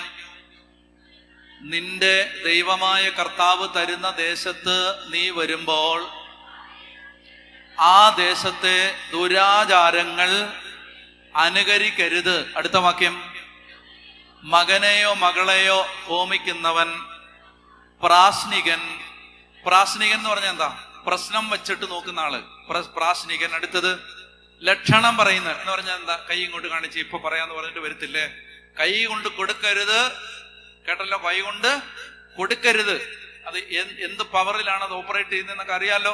കൈ കൊണ്ട് കൊടുക്കുക. അടുത്തത് ആഭിചാരക്കാരൻ, മന്ത്രവാദി, വെളിച്ചപ്പാട്, ക്ഷുദ്രക്കാരൻ, മൃതസന്ദേശ വിദ്യക്കാരൻ എന്നിവരാരും നിങ്ങൾക്കിടയിൽ ഉണ്ടായിരിക്കരുത്. അടുത്ത വാക്യം. ഇത്തരക്കാർ കർത്താവിന് നിന്ദ്യരാണ്. അവരുടെ ഈ മ്ലേച്ഛപ്രവർത്തികൾ നിമിത്തമാണ് അവിടുന്ന് അവരെ നിങ്ങളുടെ മുൻപിൽ നിന്ന് എന്ന് പറഞ്ഞാല് കാനാൻ ദേശത്തെ ജനതകളെ ദൈവം അവിടെ നിന്ന് പുറത്താക്കിയത് എന്തുകൊണ്ടാണെന്ന ചോദ്യത്തിന്റെ ഉത്തരം ഇതാണ്. ഇത്തരം പ്രവൃത്തികൾ ചെയ്യുന്നവരെ ദൈവം നാട്ടിൽ വെച്ച് വെറുപ്പിക്കില്ല. അവർക്ക് അതിജീവനം ഇല്ല. അപ്പൊ അതുകൊണ്ടാണ് അവരെ നിങ്ങളുടെ മുൻപിൽ നിന്ന് നിഷ്കാസനം ചെയ്യുന്നത്. ഇനി അടുത്ത വാക്യം 13. നിന്റെ ദൈവമായ കർത്താവിന്റെ മുമ്പിൽ നീ കുറ്റമറ്റവൻ ആയിരിക്കണം. ഇനി ലേവ്യർ 20:6. ലെവിറ്റിക്കസ് 20:6. ലേവ്യർ അധ്യായം 20 വാക്യം 6. ആരെങ്കിലും ഉറക്കെ വായിക്കുക. സ്ക്രീൻ ഇവിടെ ഉണ്ട്, ഈ സ്ക്രീനിൽ നോക്കി വായിച്ചേ. ആരെങ്കിലും മന്ത്രവാദികളുടെയും കൂടോത്രക്കാരുടെയും പുറകെ പോയി അന്യദേവന്മാരെ ആരാധിച്ചാൽ അവനെതിരെ ഞാൻ മുഖം തിരിക്കുകയും അവനെ സ്വജനത്തിൽ നിന്ന് വിച്ഛേദിച്ച് കളയുകയും ചെയ്യും. കണ്ടോ, അവനെതിരെ ദൈവം മുഖം ധരിക്കും. അതൊരു ശാപമാണ്. ആരെങ്കിലും മന്ത്രവാദികളുടെ കൂടോത്രക്കാരുടെയോ. ഇനി അതിനോട് ചേർത്ത് വായിക്കേണ്ട മറ്റൊരു വാക്യമാണ് 20-ാം അധ്യായത്തിന്റെ 27-ാമത്തെ വാക്യം. ഇതേ അധ്യായത്തിൽ 27, ലേവ്യർ 20:27. മന്ത്രവാദികളോ കൂടോത്രക്കാരോ ആയ സ്ത്രീ പുരുഷന്മാർ മരണശിക്ഷ അനുഭവിക്കണം. അവരെ കല്ലെറിഞ്ഞു കൊല്ലണം. അവരുടെ രക്തം ദൈവിക ശാപമുള്ള ഒരു കാര്യമാണിത്. അതുകൊണ്ട് ഇത്തരം ആളുകളുടെ പിറകെ ബിസിനസ് മെച്ചപ്പെടാൻ, കച്ചവടം കൂടാൻ, അല്ലെങ്കിൽ പിള്ളേര് നന്നായിട്ട് പഠിക്കും എന്ന് പറയുമ്പോൾ ഇങ്ങനെയൊക്കെ കൊണ്ടുപോകും. പോകുമ്പോൾ കൂട്ടത്തിൽ എന്ത് വരും? യോഹന്നാൻ 10:10 കള്ളൻ വരും, മോഷ്ടിക്കാനും കൊല്ലാനും നശിപ്പിക്കാനും. അപ്പൊ പിശാച് കൂടെ വരും. പിന്നെ അത് ജീവിതത്തിന്റെ പല മേഖലകളും കയറി പിശാച് പ്രവർത്തിക്കാൻ തുടങ്ങും. കുട്ടിക്ക് പരീക്ഷയിൽ നല്ല മാർക്ക് കിട്ടും, കാരണം പിശാച് നല്ല മാർക്ക് കൊടുക്കും. എന്നിട്ട് പിശാച് കയറി കുട്ടിയെ വഴി തെറ്റിച്ച് തോന്നിയാസയാക്കി മാറ്റും. പറഞ്ഞ ഹല്ലേലൂയാ, പറഞ്ഞ ഹല്ലേലൂയാ, ഹല്ലേലൂയാ, ഹല്ലേലൂയാ, ഹല്ലേലൂയാ, ഹല്ലേലൂയാ, ഹല്ലേലൂയാ. ഇനി പെട്ടെന്ന് ചില വാക്യങ്ങൾ വായിച്ചു പോവാണ്. നിയമാവർത്തനം 28:58. നിയമാവർത്തനം ഡ്യൂട്രോണമി 28:58. നിയമാവർത്തനം 28:58. നിന്റെ ദൈവമായ കർത്താവ് എന്ന മഹത്വപൂർണവും ഭയാനകവുമായ നാമത്തെ നീ ഭയപ്പെടുന്നതിന് വേണ്ടി ഈ പുസ്തകത്തിൽ എഴുതിയിരിക്കുന്ന നിയമങ്ങൾ അക്ഷരം പ്രതി ശ്രദ്ധാപൂർവം നീ പാലിക്കാതിരുന്നാൽ ചിന്തിക്കാനാവാത്ത വിധം ക്രൂരവും മാരകവുമായ മഹാമാരികളാലും തീരാവ്യാധികളാലും. അപ്പൊ അതാണ് അത് ഒരു മേഖല. അതാണ് ഇനി അടുത്തത് വായിക്കേണ്ടത്. നിയമാവർത്തനം 28:58. അതാ ഇപ്പൊ വായിച്ചത്. 28:20. നിയമാവർത്തനം 28:20. നിന്റെ ദുഷ്കൃത്യങ്ങൾ വഴി കർത്താവിനെ ഉപേക്ഷിച്ചതിനാൽ നീ നശിക്കുന്നത് വരെ നിന്റെ എല്ലാ പ്രയത്നങ്ങളുടെ മേലും അവിടുന്ന് ശാപവും ക്ലേശവും ശകാരവും അയക്കും. പറഞ്ഞേ ഹല്ലേലൂയാ, പറഞ്ഞേ ഹല്ലേലൂയാ, ഹല്ലേലൂയാ, ഹല്ലേലൂയാ, ഹല്ലേലൂയാ. മലാക്കി 2:2. മലാക്കി 2:2. മലാക്കി 2:2. അടുത്ത മേഖല. കർത്താവ് അരുളി ചെയ്യുന്നു, നിങ്ങൾ ശ്രദ്ധിക്കാതിരിക്കുകയും എന്റെ നാമത്തിന് മഹത്വം നൽകാൻ മനസ്സ് വെക്കാതിരിക്കുകയും ചെയ്താൽ ഞാൻ നിങ്ങളുടെ മേൽ നിങ്ങളുടെ അനുഗ്രഹങ്ങളെ ഞാൻ ശാപമാക്കും. നിങ്ങൾ മനസ്സ് വെക്കാത്തതിനാൽ എന്ന് പറഞ്ഞാല് ദേവാലയത്തിന് അല്ലെങ്കിൽ ദൈവകാര്യത്തിന് കൊടുക്കേണ്ട കാര്യങ്ങൾ അല്ലെങ്കിൽ നേർച്ച നേർന്ന് അങ്ങനെയുള്ള കാര്യങ്ങൾ കൊടുക്കാതെ പിടിച്ചു വെക്കുന്നത്. അതാണ് അവിടെ പറയുന്ന മേഖല. ജെറമിയ 48:10. അടുത്തത് ജെറമിയ 48:10.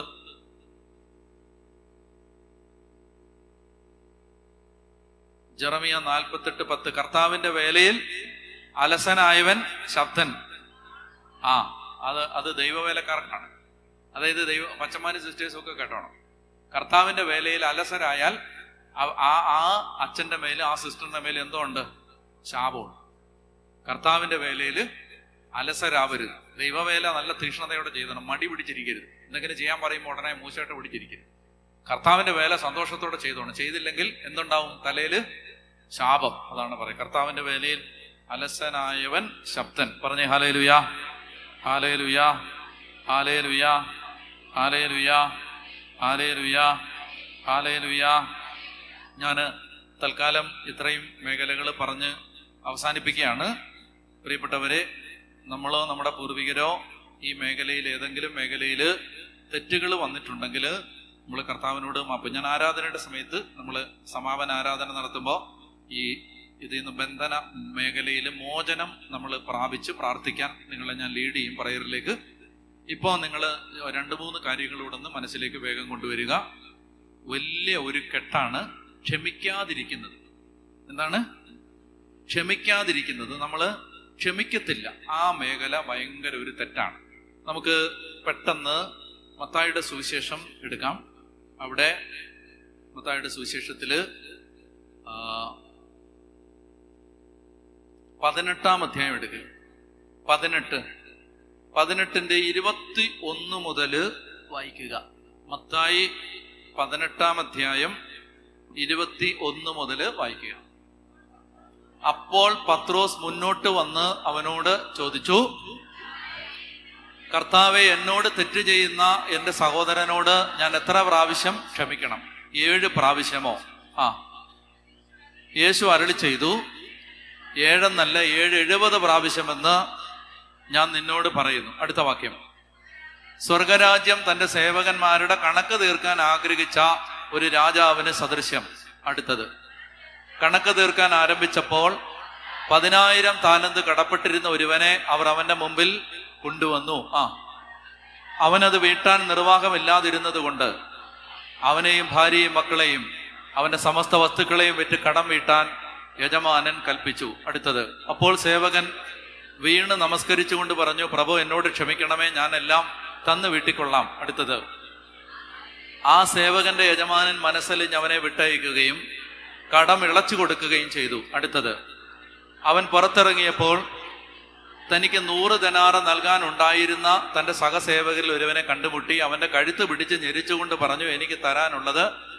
അടുത്തത്. അപ്പോൾ ആ സഹസേവകൻ അവനോട് വീണപേക്ഷിച്ചു, എന്നോട് ക്ഷമിക്കണമേ, ഞാൻ തന്ന് വീട്ടിക്കൊള്ളാം. അടുത്തത്. എന്നാൽ അവൻ സമ്മതിച്ചില്ല. കടം വീട്ടുന്നത് വരെ സഹസേവകനെ അവൻ കാരാഗൃഹത്തിൽ ഇട്ടു. അടുത്തത്. സംഭവിച്ചതറിഞ്ഞ് മറ്റ് സേവകന്മാർ വളരെ സങ്കടപ്പെട്ടു. അവർ ചെന്ന് നടന്നതെല്ലാം യജമാനനെ അറിയിച്ചു. അടുത്ത വാക്യം. യജമാനൻ അവനെ വിളിച്ചു പറഞ്ഞു, ദുഷ്ടനായ സേവക, നീ എന്നോട് കേണപേക്ഷിച്ചത് കൊണ്ട് നിന്റെ കടമെല്ലാം ഞാൻ ഇളച്ചു തന്നു. ഞാൻ നിന്നോട് കരുണ കാണിച്ചതുപോലെ നീയും നിന്റെ സഹസേവകനോട് കരുണ കാണിക്കേണ്ടതായിരുന്നില്ലേ? അടുത്തത്. യജമാനൻ കോപിച്ച് കടം മുഴുവൻ വീട്ടുന്നത് വരെ അവനെ കാരാഗ്രഹ അധികൃതർക്ക് ഏൽപ്പിച്ചു കൊടുത്തു. അടുത്ത വാക്യം. നിങ്ങൾ സഹോദരനോട് ഹൃദയപൂർവം ക്ഷമിക്കുന്നില്ലെങ്കിൽ നിങ്ങളുടെ സ്വർഗസ്ഥനായ പിതാവ് നിങ്ങളോടും ഇതുപോലെ തന്നെ. പ്രിയപ്പെട്ടവരെ, അനേകരുടെ ജീവിതത്തിൽ എത്ര പ്രാർത്ഥിച്ചിട്ടും പൂർവിക ശാപത്തിന്റെ കെട്ടഴിയാത്തതിന്റെ കാരണം ഞാൻ പറയാൻ പോവാണ്. ഇത് ഇത്രയും നേരം നിങ്ങൾ ശ്രദ്ധിച്ചില്ലെങ്കിലും ഇത് ശ്രദ്ധിക്കണം. ഇത് വെരി വെരി ഇമ്പോർട്ടൻറ്റ്. ഒത്തിരി പേര്, എന്നെ കേൾക്കുന്ന ആളുകൾ, എനിക്കറിയാം, പ്രാർത്ഥന നിൽക്കുന്നവര്, ദൈവ ശുശ്രൂഷ ചെയ്യുന്നവര്, പ്രേക്ഷിതരായിട്ട് ശുശ്രൂഷ ചെയ്യുന്നവര്, ഇവരുടെയൊക്കെ ജീവിതത്തിൽ ഒരുപാട് പ്രാർത്ഥിച്ചിട്ടും കെട്ടഴിയാത്തത് ഞാൻ കണ്ടിട്ടുണ്ട്. അതിന് ഒരു കാരണം ഇതാണ്. ഞാൻ ഈ പറയാൻ പോകുന്ന മേഖലയാണ്. എന്താണെന്നറിയാം? ക്ഷമിക്കാത്ത മേഖല. അവരെല്ലാം നല്ലപോലെ ചെയ്യും, പക്ഷെ എന്നാ ഈ വൈരാഗ്യം ഹൃദയത്തിൽ നിന്ന് കളയത്തില്ല, വെറുപ്പ് കളയത്തില്ല. ഈ വെറുപ്പ് വെച്ചുകൊണ്ട് നിങ്ങൾ മാർപ്പാപ്പയുടെ വീട്ടിൽ ശുശ്രൂഷ ചെയ്താലും നിങ്ങൾ നരകത്തിലേ പോത്തുള്ളൂ. ഞാൻ ഒന്നുകൂടെ പറയാം.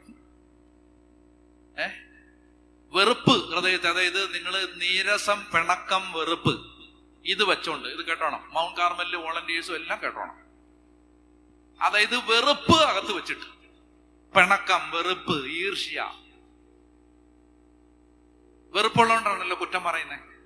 കുറ്റം പറച്ചില്, പഴി, പരിഹാസം, പരാതി, ഇതെല്ലാം വെറുപ്പിന്റെ മക്കളാണ്. ഇത് വെച്ചോണ്ട് നിങ്ങൾ മാർപ്പാപ്പയ്ക്ക് ശുശ്രൂഷ ചെയ്യുന്ന ആളാണെങ്കിലും എവിടെ പോത്തുള്ളൂ? നരകത്തിലേ പോകും. നിങ്ങൾ എന്ത് ചെയ്യുന്നു എന്നുള്ളതല്ല വിഷയം. നിങ്ങളുടെ ഉള്ളില് ദൈവസ്നേഹം ഉണ്ടോ ഇല്ലയോ എന്നുള്ളതാണ്. മാപ്പ് കൊടുക്കാത്ത ഒരു മനുഷ്യന്റെയും തലയിലെ കെട്ട് അഴിയത്തില്ല. ഇത് ഞാൻ പറഞ്ഞല്ല, ഞാൻ ഇത് ഈശോ ഈ ഉപമയിലൂടെ പഠിപ്പിക്കാൻ പോകുന്ന കാര്യം ഞാൻ പറഞ്ഞുതരാം. ഈ പത്രോസ് വന്നിട്ട് ചോദിച്ചു, എന്നോട് തെറ്റ് ചെയ്യുന്ന സഹോദരനോട് ഞാൻ എത്ര പ്രാവശ്യം ക്ഷമിക്കണം? 70 പ്രാവശ്യമോ? അല്ലെ? അല്ല, 7 പ്രാവശ്യമോ? ഇത് ഇത് ഇത് പത്രോസ് ചോദിക്കാൻ ഒരു കാര്യമുണ്ട്. പത്രോസ് ഇച്ചിരി ഗമയ്ക്ക് ഒരു പ്രോത്സാഹനം കിട്ടുമെന്ന് കരുതിയാണ് ഇത് ചോദിച്ചത്. എന്താണെന്നറിയാം? കാരണം യഹൂദ റബ്ബിമാര് അവരുടെ ശിഷ്യന്മാരെ പഠിപ്പിച്ചിരുന്നു, നിങ്ങളോട് തെറ്റ് ചെയ്യുന്നവരോട് നിങ്ങൾ 3 പ്രാവശ്യം ക്ഷമിച്ചാൽ മതി. 4-ാമത്തെ തവണ പൊട്ടിച്ചേക്കണം, അവനോട് ക്ഷമിക്കേണ്ട കാര്യമില്ല. ആരാ ഇത് പഠിപ്പിച്ച? യഹൂദ റബ്ബിമാര്. 4-ാമത്തെ തവണ ഇത് വേണം. പ്രിയപ്പെട്ടവരെ, പത്രോസ് ഒരു ഗമയ്ക്ക് ഒരു 4 കൂടെ കൂട്ടി. കാരണം ഒരു അപ്രീസിയേഷൻ കിട്ടുമെന്ന് വിചാരിച്ചിരുന്ന. കാരണം ആദ്യം ഒരു അപ്രീസിയേഷൻ കിട്ടിയായിരുന്നു. എന്താണ്? പത്രോസ് നീ പാറയാകുന്നു. അത് കഴിഞ്ഞ് 2 മിനിറ്റ് കഴിഞ്ഞ് സാത്താനെ കുറയിപ്പം പറഞ്ഞ് ശാസിച്ച ആ ആട്ടിന്റെ ആ നാറ്റം ഇപ്പോഴും പോയിട്ടില്ല. അപ്പൊ അങ്ങനെ ആകെ വിഷമിച്ച് നടക്കാണ്. ഇനി ഒരു പ്രോത്സാഹനം ഇനി എവിടുന്ന് കിട്ടുമെന്ന് ഓർത്ത് ആ പാവം വിചാരിച്ചു ഒരു 4 കൂടെ കൂട്ടിയിട്ട് ഒന്ന് പറഞ്ഞു നോക്കാം. അപ്പൊ ഒരു അപ്രീസിയേഷൻ. ഓ കൊള്ളാലോടാ പത്രോസ് എന്നാ വിചാരിച്ചത്. പക്ഷെ കർത്താവ് പറഞ്ഞു 7 എന്ന് പറഞ്ഞ ഇൻഫിനിറ്റ് എന്നാണ്. എന്ന് പറഞ്ഞാൽ 10,000 തവണ നിന്റെ സഹോദരൻ നിന്നോട് തെറ്റ് ചെയ്തിട്ട് 10,000ാമത്തെ തവണ വന്നിട്ട് ചോദിച്ചാലും അവനോട് ക്ഷമിക്കണം. പറഞ്ഞേ ഹല്ലേലൂയ. അപ്പൊ ഇത് മനസ്സിലാക്കാൻ വേണ്ടി യേശു ഒരു ഉപമ പറഞ്ഞതാണ് ഇപ്പോൾ നമ്മൾ വായിച്ചത്. 10,000 താലന്ത് കടപ്പെട്ടിരുന്ന ഒരു സേവകൻ. എന്നെ കേട്ടെ. അപ്പൊ താലന്ത് എന്നൊക്കെ പറഞ്ഞാൽ വല്ലവർക്കും അറിയാവോ? ഡോളറൊന്നുമില്ല പറഞ്ഞാൽ അറിയാമായിരുന്നു നമുക്ക്. താലന്ത് എന്ന് പറഞ്ഞാൽ നമുക്ക് അറിഞ്ഞൂടാ. അതുകൊണ്ട് ഞാൻ താലന്ത് എന്താന്ന് പറയാൻ പോവാണ്. ഒരു താലന്ത് എന്ന് പറഞ്ഞാൽ 6,000 ദിനാറയാണ്. ഒരു താലന്ത് 6,000 ദിനാറ എന്ന് പറഞ്ഞാല് 20 കൊല്ലം ഒരു സാധാരണ ജോലിക്കാരൻ ജോലി ചെയ്താൽ എത്രയും പണം കിട്ടുമോ അതാണെന്ത്? ഒരു താലന്ത്. കേട്ടോ. ഒരു താലന്ത് എന്ന് പറഞ്ഞാൽ എത്രയാണ്? 20 കൊല്ലം ഒരു പാവപ്പെട്ടവൻ പണിയെടുത്താൽ അവന് കിട്ടുന്ന കൂലിയാണ് ഒരു താലന്ത്. ഈ സേവകൻ കൊടുക്കാനുണ്ടായിരുന്ന എത്രയാണ്? 10,000 താലന്ത് എന്ന് പറഞ്ഞാല് അതായത് 2 ലക്ഷം ദിവസം ജോലി ചെയ്താല് 2 ലക്ഷം ദിവസം ജോലി ചെയ്താല് ഒരു ശരാശരി മനുഷ്യന്റെ ആയുസ് 36,000 ദിവസമാണ്. ഇല്ലേ? 365 ദിവസം വെച്ച് കൂട്ടി നിങ്ങൾ 100 വയസ്സ് വരെ ജീവിച്ചിരുന്നാൽ നിങ്ങൾ എത്ര ദിവസം ജീവിക്കും? 36,500 ദിവസം ജീവിക്കും. 2 ലക്ഷം ദിവസം ജോലി ചെയ്താല് ഈ 10,000 താലന്ത് ഇവന് വീട്ടാൻ പറ്റും. 2 ലക്ഷം ദിവസം എന്ന് പറഞ്ഞാല് 6 ജന്മം എടുക്കും. 6 ജന്മം എടുക്കും ഇവൻ ഈ കടം വീട്ടാൻ. ആര്? ഈ സേവകൻ. ഞാൻ പറയുന്നത് വളരെ ശ്രദ്ധിച്ചു. ഈശോ വെറുതെ ഒരു കഥ പറയില്ല. ഈശോ പറഞ്ഞ കഥയില് ഈ മനുഷ്യന്റെ കടം തീരണമെങ്കിൽ 6 തലമുറ കഴിയണം. ആ കടമാണ് ഒറ്റയടിക്ക് ഇളച്ചു വിട്ടത്. വല്ല മനസ്സിലാവുന്നുണ്ടോ? ഇതാണ് കുമ്പസാരത്തിൽ ഇളച്ചു വിടുന്നത്. 5ഉം 6ഉം തലമുറയുടെ തലേ വരേണ്ട ശാപമാണ് കുമ്പസാരക്കൂട്ടിൽ ഇളച്ചു വിടുന്നത്. മനസ്സിലായോ? അപ്പോൾ അവൻ എന്ത് ചെയ്തു? അവൻ അവിടുന്ന് പുറത്തിറങ്ങി വെളിയിലോട്ട് ചെന്നപ്പോ അവന്റെ ഒരു സേവകൻ അവന് കൊടുക്കാനുണ്ടായിരുന്നത് 100 ദനാറ. ഇവൻ അടച്ചു കിട്ടിയത് എത്രയാണ്? 10,000. 6 ജന്മം ജോലി ചെയ്താൽ വീട്ടാൻ പറ്റാത്ത തുക അവന് അടച്ചു കിട്ടിയപ്പോൾ അവന്റെ സേവകൻ 100 ദനാറ എന്ന് പറഞ്ഞാല് അവന്റെ 100 ദിവസത്തെ കൂലി 3 മാസം പണിയെടുത്താല് ഈ സേവകന് തിരിച്ചു കൊടുക്കാൻ പറ്റും. 3 മാസം. സാറേ 3 മാസം പണിയെടുത്തിട്ട് തിരിച്ചു തരാം എന്ന് പറയും. ഞാൻ തന്നു വീട്ടിൽ കൊള്ളാന്നാ പറയുന്നത് അല്ലേ? പക്ഷെ അവനെ എന്ത് ചെയ്തു? അവന്റെ കഴുത്തിന് പിടിച്ച് കാരാഗ്രഹത്തിലിട്ടു. എന്റെ പ്രിയപ്പെട്ട സഹോദരങ്ങളെ, ഇതാണ് നമ്മൾ ചെയ്യുന്നത്. ബേബിച്ചേട്ടാ, 5ഉം 6ഉം തലമുറയിൽ ശാപം വരേണ്ട പാപമാണ് ബേബിച്ചേട്ടന്റെ പാപങ്ങൾ യേശു കുമ്പസാര കൂട്ടി മോചിച്ചത്. അതുകൊണ്ട് ബേബിച്ചേട്ടൻ 3 മാസം കൊണ്ട് വീട്ടിൽ തിരക്കേണ്ട സഹോദരങ്ങളുടെ കടങ്ങള് പിടിച്ചു വെക്കരുത്. ഇളച്ചു കൊടുക്കണം. ക്ഷമിക്കണം. ഇയാള് ക്ഷമിക്കാതെ എന്ത് ചെയ്തു? അയാള് 100 ദിവസം ജോലി ചെയ്ത് വീട്ടേണ്ട ഈ പൈസ അവൻ അത് വലുതായിട്ട് കണ്ടിട്ട് ഇവനെ ജയിലിലിട്ടു. ഇതറിഞ്ഞ യജമാനൻ എന്ത് ചെയ്തു? ഇത് ആരാ യജമാനൻ? പിതാവായ ദൈവമാണ്. ആ യജമാനൻ എന്ത് ചെയ്തു? ആ യജമാനൻ പറഞ്ഞു, ഒരു കാര്യം ചെയ്ത് അവന്റെ ഭാര്യയും മക്കളെ എല്ലാം വിറ്റ് കടം വീട്ടാൻ പറഞ്ഞിട്ട് അവരെല്ലാരെയും പിടിച്ച് ജയിലിലിട്ടു. ഞാൻ പറയുന്ന ഈ കഥയുടെ സാരാംശം ഇതാണ്. നമ്മൾ സഹോദരങ്ങളോട് ക്ഷമിച്ചില്ലെങ്കിൽ നമ്മുടെ ശാപങ്ങള് 5ഉം 6ഉം തലമുറ കഴിഞ്ഞാലും മാറില്ല. ഞാൻ ഒന്നുകൂടെ പറയാം. നമ്മൾ ക്ഷമിച്ചില്ലെങ്കിൽ നമ്മുടെ തലേ കിടക്കുന്ന ശാപം 5ഉം 6ഉം തലമുറ കഴിഞ്ഞാലും മാറില്ല. ഇപ്പൊ പിടി കിട്ടിയോ? അപ്പൊ അവസാനമായിട്ട് നമ്മൾ ക്ഷമിക്കണം. എഴുന്നേറ്റ് ആരാധനയിലേക്ക് കടക്കാണ്. നമുക്ക് കർത്താവിനോട് പ്രാർത്ഥിക്കാം. കർത്താവേ, എനിക്ക് ക്ഷമിക്കാനുള്ള കൃപ തരണം. ഒത്തിരി പേര് എന്നെ വേദനിപ്പിച്ചിട്ടുണ്ട്. പ്രിയപ്പെട്ടവരെ, നിങ്ങൾ ഇങ്ങനെ ഈ ദൈവം വചനം എന്താ പറയുന്നത്? സഹോദരങ്ങളെ, പ്രതികാരം നിങ്ങൾ തന്നെ ചെയ്യരുത്. പ്രതികാരം ആരുടേതാണ്? പ്രതികാരം ദൈവത്തിൻ്റെതാണ്.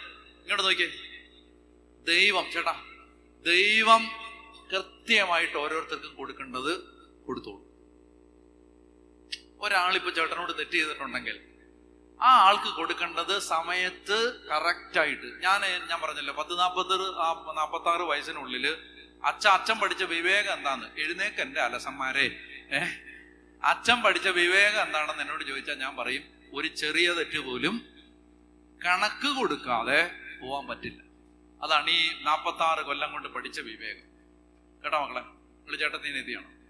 ഞാൻ നിങ്ങളോട് പറയാണ്, ഇനി 46 വർഷം കൊണ്ട് ഞാൻ എന്താ പഠിച്ചതെന്ന് എന്നോട് ചോദിച്ചാൽ ഞാൻ നിങ്ങൾക്ക് പറഞ്ഞു തരികയാണ്, ഒരു ചെറിയ തെറ്റിന് പോലും കണക്ക് കൊടുക്കാതെ ഇവിടുന്ന് പോകാൻ പറ്റില്ല. അതുകൊണ്ട് ആര് നമ്മളെ വേദനിപ്പിച്ചാലും, അതുകൊണ്ട് ഡാനിയേൽ അച്ഛനെ ആര് വേദനിപ്പിച്ചാലും അവർ അതിന്റെ കണക്ക് ദൈവത്തിന്റെ മുമ്പിൽ കൊടുക്കേണ്ടി വരും. ഞാൻ അത് വീട്ടേണ്ട കാര്യമില്ല, ഞാൻ അത് ആ കേസ് ഞാൻ എടുക്കണ്ട. പറഞ്ഞ ഹല്ലേലൂയ. ഇപ്പൊ ആരെങ്കിലും ഒരാൾ ഉദാഹരണത്തിന് വീടാന്തരം കയറി ഇറങ്ങി പറയാണ്, ഡാനിയേൽ അച്ഛന്റെ ധ്യാനം കൂടരുത്, അയാൾ തെറ്റാണ് പഠിപ്പിക്കുന്നത് എന്ന് പറയുകയാണെങ്കിൽ ആ കേസ് ഞാൻ എടുക്കണ്ട. ആ കേസ് ആരെടുത്തോളും? അത് ദൈവം എടുത്തോളും.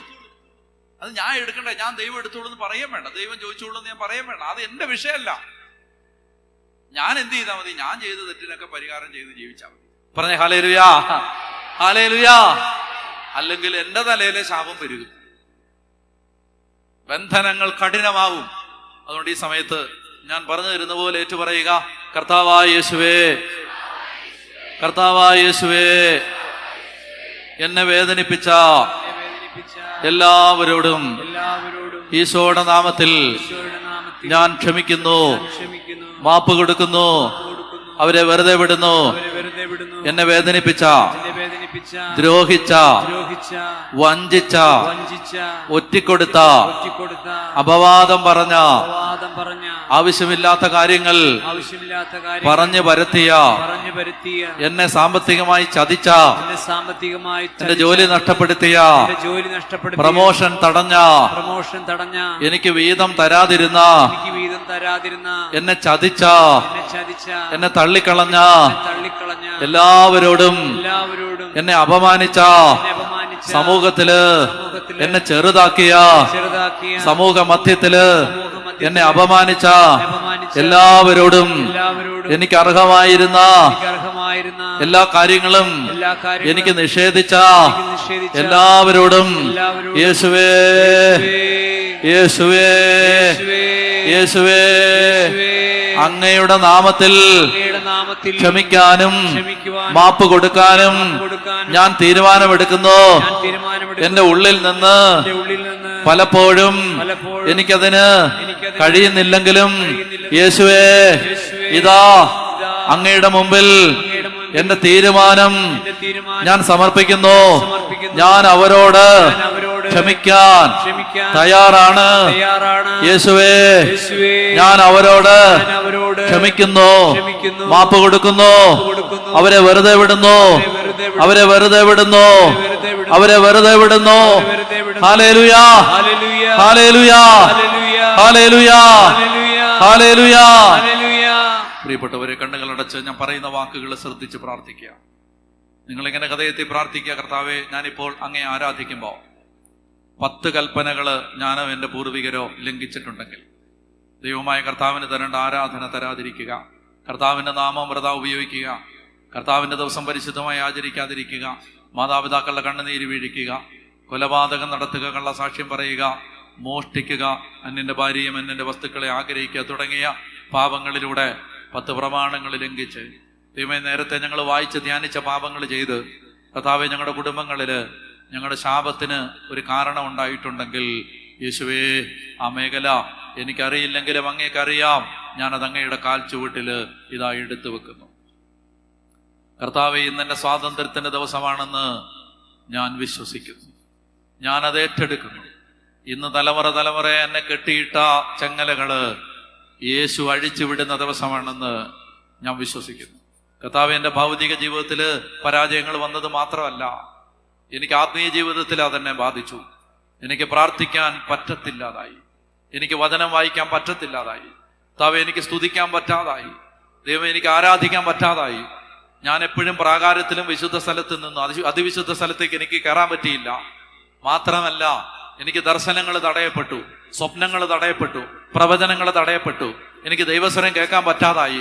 ഇതെല്ലാം ഈ പൂർവിക ശാപബന്ധനങ്ങളിൽ നിന്ന് എനിക്കുണ്ടായ ആത്മീയ നഷ്ടങ്ങളാണ്. കർത്താവേ, എൻ്റെ ആത്മാവ് വിശുദ്ധിയിൽ വളരുന്നതിന് തടസ്സം സൃഷ്ടിച്ചു. തഴക്കദോഷങ്ങളിൽ എന്നെ കെട്ടിയിട്ടു, പാപത്തിൽ എന്നെ കെട്ടിയിട്ടു. കർത്താവേ, ഞാനത് തിരിച്ചറിയുന്നു. ഞാൻ എത്ര പരിശ്രമിച്ചിട്ട് ചില പാപത്തിൽ നിന്ന് എനിക്ക് പുറത്തു കടക്കാൻ പറ്റുന്നില്ല. ഞാനത് തിരിച്ചറിയുന്നു. കർത്താവേ, അതിന്റെ പിന്നില് ചില ദുരാത്മാക്കളുടെ സ്വാധീനമുണ്ടെന്ന് ഞാൻ അറിയുന്നു. ഇപ്പോൾ ഞാനിതാ ഒരു സ്വാതന്ത്ര്യത്തിന് വേണ്ടി കാത്തു നിൽക്കുന്നു. എന്റെ കുടുംബവൃക്ഷത്തെ യേശുവേ ഞാൻ അങ്ങേക്ക് സമർപ്പിക്കുന്നു.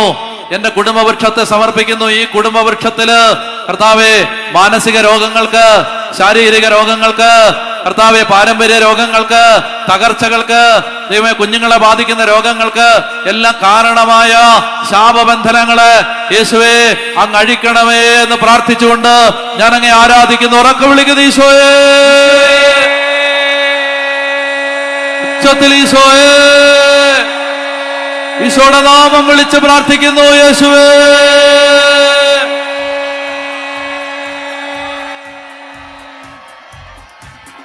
അവൻ രക്തത്തിൽ മുക്കിയ മേലങ്കി ധരിച്ചിരിക്കുന്നു. അവന്റെ നാമം ദൈവവചനമെന്നാണ്. അവന് മേലങ്കിയിലും തുടയിലും എഴുതപ്പെട്ട ഒരു നാമമുണ്ട്. രാജാക്കന്മാരുടെ രാജാവ്, നാഥന്മാരുടെ നാഥൻ, ആദിയും അന്തവുമായവൻ, ആൽഫയും ഒമേഗയും, ആയിരുന്നവനും ആയിരിക്കുന്നവനും വരുവാനിരിക്കുന്നവനും സർവശക്തനും പരിശുദ്ധനുമായ ദൈവം, അത്യുന്നതനും മഹത്വപൂർണനുമായവൻ, പരിശുദ്ധനെന്ന നാമം വഹിക്കുന്നവൻ, ഉന്നതത്തിൽ വാസമുറപ്പിച്ചവൻ, അത്യുന്നതൻ, സർവാധിപൻ, സർവശക്തൻ. കർത്താവേ, നിന്റെ നാമം അത്ഭുത നാമം, പരിശുദ്ധ നാമം ആരാധിച്ച് പ്രാർത്ഥിക്കുന്നു. യേശുവിന്റെ നാമത്തിൽ വിടുതലുണ്ട്. പാരമ്പര്യത്തിന്റെ വഴികളിൽ മാതാപിതാക്കള്, അവരുടെ മാതാപിതാക്കള്, അവരുടെ മാതാപിതാക്കള്, പോയകാല പൂർവിക തലമുറയെ, കുടുംബവൃക്ഷത്തെ ഇതാ അങ്ങേക്ക് സമർപ്പിച്ചുകൊണ്ട് യേശുവിന്റെ നാമത്തിൽ, യേശുവിന്റെ രക്തത്തിൽ, യേശുവിന്റെ ആത്മാവിന്റെ ശക്തിയിൽ കർത്താവേ, ഞങ്ങളുടെ പൂർവിക തലമുറകളുടെ ഓരോ ജംഗ്ഷനുകളിലും എവിടെ ദുരാത്മാവ് പ്രവേശിച്ചോ, എവിടെ ബന്ധനങ്ങൾ കടന്നോ, എവിടെ പാപം സംഭവിച്ചോ, ആ മേഖലയിൽ യേശുവിന്റെ രക്തം തളിച്ച് അവിടെ പ്രവർത്തിക്കുന്ന ദുരാത്മപീഠകളെ യേശുനാമത്തിൽ ശാസിക്കുന്നു, ബന്ധിക്കുന്നു. യേശുവിന്റെ കാഴ്ചവെട്ടിലേക്ക് ബന്ധിച്ച് ബഹിഷ്കരിക്കുന്നു. യേശുവിന്റെ നാമം ഉച്ചത്തിൽ ഈശോയേ,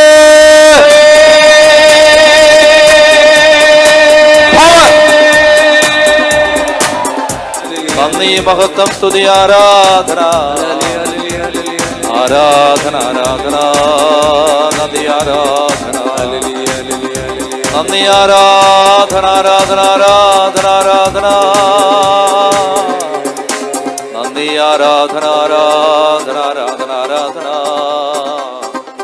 നന്ദി, സ്തുതി, ആരാധന, നന്ദി, സ്തുതി, ആരാധന, നന്ദി, സ്തുതി, ആരാധന. ഹല്ലേലൂയ, ഹല്ലേലൂയ, ഹല്ലേലൂയ. നന്ദി, സ്തുതി, ആരാധന, ആരാധന, ആരാധന, ആരാധന, ആരാധന, ആരാധന, ആരാധന, ആരാധന, ആരാധന, നന്ദി, സ്തുതി, ആരാധന. ഹല്ലേലൂയ. ദിവ്യകാരുണ്യീശോ നമുക്കിടയിലൂടെ കടന്നു പോകുന്ന സമയം അതിശക്തമായ ദൈവപ്രവൃത്തികൾ നടക്കും. കർത്താവ്, അവിടുത്തെ നാമം, അവിടുത്തെ രക്തം, അവിടുത്തെ പരിശുദ്ധ കുർബാനയിലെ സാന്നിധ്യം അതിശക്തമായി നമ്മുടെ ശരീരത്തിലേക്ക്, ദേഹിയിലേക്ക്, ആത്മാവിലേക്ക് വന്ന് അടിക്കുന്ന സമയം. ആരാധന, നന്ദി, ആരാധന, സ്തുതി, മഹത്വം കർത്താവേ, നന്ദി പറയുന്ന കർത്താവേ, നന്ദി, ആരാധന, ആരാധന, നന്ദി, ആരാധന കർത്താവേ, ആരാധന, ആരാധന. മുട്ടുമേല് നിൽക്കാൻ സാധിക്കുന്നവരൊക്കെ മുട്ടുകുത്തി നിൽക്കുന്നു. മുട്ടുകുത്തി നിൽക്കാൻ പറ്റുന്നവരൊക്കെ മുട്ടുകുത്തി നിൽക്കുന്നു. അല്ലാത്തവര് നിൽക്കാം. പ്രിയപ്പെട്ടവരെ, എന്തെങ്കിലും വെഞ്ചരിക്കാനുണ്ടെങ്കിൽ ഈ സമയത്ത് നമ്മൾ ധരിച്ചിരിക്കുന്നതും കയ്യിലിട്ടിരിക്കുന്നതും അതുപോലെ നമ്മൾ ഉപയോഗിക്കുന്ന ജപമാലയും എല്ലാം ഈ സമയത്ത് ആശീർവദിച്ചോളുക. ആശീർവദിക്കാനായിട്ട് എടുത്ത് ഉയർത്തി പിടിക്കാം. നമ്മൾ ഉപയോഗിക്കുന്ന വസ്തുക്കൾ, നിങ്ങളുടെ കയ്യിലുള്ളതൊക്കെ, മൊബൈൽ ഫോണൊക്കെ ഉൾപ്പെടെ ഈ സമയത്ത് ഒന്ന് വെഞ്ചരിക്കുന്നത് നല്ലതാണ്. നമ്മൾ കർത്താവിന് സമർപ്പിക്കുകയാണ്. തിന്മ അതിലൂടെ കടന്നു വരരുതേ എന്ന പ്രാർത്ഥനയാണ് ഇപ്പോൾ നമ്മൾ കർത്താവിൻ്റെ മുമ്പിൽ വെക്കുന്നത്. ഞങ്ങൾ ഉപയോഗിക്കുന്ന വസ്തുക്കളിലൂടെ തിന്മ കടന്നു വരാൻ ഇടയാവരുത്. കർത്താവേ, ദൈവജനം ഉയർത്തിപ്പിടിച്ചിരിക്കുന്ന വെള്ളം, എണ്ണ, ഉപ്പ്, കർത്താവേ, ഇവര് അങ്ങയുടെ സന്നിധിയിൽ ആശീർവാദത്തിന് വേണ്ടി സമർപ്പിക്കുന്ന പാസ്പോർട്ടുകൾ, ഡോക്യുമെന്റുകൾ, കുഞ്ഞുങ്ങളുടെ പഠന മേഖലകൾ, പാഠപുസ്തകങ്ങൾ, കർത്താവായ ദൈവമേ, കാശുരൂപങ്ങൾ, ജപമാലകൾ, മൊബൈൽ ഫോണുകൾ, ബൈബിള്, കർത്താവെ, ഇവരെടുത്ത് സമർപ്പിക്കുന്ന എല്ലാം ഈ സമയത്ത് കർത്താവിന് സമർപ്പിച്ചുകൊണ്ട്, ദൈവമായ കർത്താവെ, ജഡത്തിന്റെ അശുദ്ധികളോ മറ്റേതെങ്കിലും പാപത്തിന്റെ സെഡ്യൂസിങ് സ്പിരിറ്റുകളോ ദൈവമായ കർത്താവെ ഈ സമയത്ത് ഈ മേഖലയിലേക്കൊന്നും കടന്നു വരാതിരിക്കാൻ ദൈവമായ കർത്താവെ ഈശോയുടെ നാമത്തിൽ അപേക്ഷിച്ചുകൊണ്ട് ഈ സമയത്ത് ഈ വസ്തുക്കളെ പിതാവേ, പുത്രനായ യേശുവിന്റെ രക്തം തളിച്ച് പരിശുദ്ധാത്മാവിന്റെ കൃപയയച്ച് വിശുദ്ധീകരിക്കണമേ. ജീവനുള്ളതും ജീവിപ്പിക്കുന്നതുമായ വിശുദ്ധ കുരിശിന്റെ അടയാളത്തിൽ ഒന്നായിരിക്കുന്ന പിതാവിന്റെയും പുത്രന്റെയും പരിശുദ്ധാത്മാവിന്റെയും നാമത്തിൽ ഈ വസ്തുക്കൾ ആശീർവദിക്കപ്പെടുന്നു. ബാറക്കുമോർ ബസ്മോദാബോ ആമേൻ, ഉദാബറോ ആമേൻ, വദറുഹോഗായോ കാദീശോ ലഹായേ ദലവോലം മുൽമീൻ. ആമേൻ. നല്ല നല്ല തീരുമാനങ്ങൾ എടുക്കാൻ ദൈവത്തിന്റെ ആത്മാവ് കൃപ തരുന്നുണ്ട്. ഈ സമയത്ത് പ്രാർത്ഥിക്കുക. ഉപേക്ഷിക്കാൻ ആഗ്രഹിക്കുന്ന പാപങ്ങള്, ബന്ധങ്ങള്, ചില പാപ സാഹചര്യങ്ങള്, പാപത്തിലേക്ക് നയിക്കുന്ന വ്യക്തികള്, ഈ സമ്പർക്കങ്ങളൊക്കെ വിട്ടുപേക്ഷിക്കാൻ പരിശുദ്ധാത്മാവ് തരുന്ന പ്രേരണകളെ അനുസരിക്കുക. ആ തീരുമാനം ദൈവനാമത്തിൽ എടുക്കുക. അതുപോലെ തന്നെ ഭവനത്തെ ഈ സമയത്ത് കർത്താവിന് സമർപ്പിക്കുക. പരിശുദ്ധ കുർബാനയില് നിങ്ങളുടെ കുടുംബങ്ങള്, നിങ്ങളുടെ വീട്ടിലെ മുറികള്, ഉപകരണങ്ങൾ, ഉപയോഗ വസ്തുക്കളൊക്കെ വെഞ്ചരിക്കപ്പെടുന്നതിന് വേണ്ടി പ്രാർത്ഥിക്കുക. വിശുദ്ധ ജലം നിങ്ങളുടെ ഇടവക ദേവാലയങ്ങളിൽ നിന്നോ അതുപോലെ തന്നെ മറ്റ് സ്ഥലങ്ങളിൽ വിശുദ്ധജലം കിട്ടുന്ന സ്ഥലങ്ങളിൽ നിന്ന് വിശുദ്ധജലം കിട്ടുമെങ്കിൽ അത് കൊണ്ടുപോയി കുടുംബങ്ങളിൽ ഇന്ന് തളിച്ച് നിങ്ങളുടെ ഈ വിശുദ്ധീകരണം നിങ്ങളുടെ ഭവനത്തിലേക്ക് കൂടി നിങ്ങൾ വ്യാപിപ്പിക്കുന്നതിന് ശ്രദ്ധിക്കുക. വെഞ്ചരിച്ച കുന്തിരിക്കം പുകയ്ക്കുന്നത്, അതുപോലെ തന്നെ പ്രാർത്ഥിച്ച് ഉപ്പ് ഇടുന്നത്, വെഞ്ചരിച്ച ജലം തളിക്കുന്നതൊക്കെ കുടുംബങ്ങൾ വിശുദ്ധീകരിക്കപ്പെടുന്നതിന് ഇടയാക്കുന്ന കാര്യങ്ങളാണ്.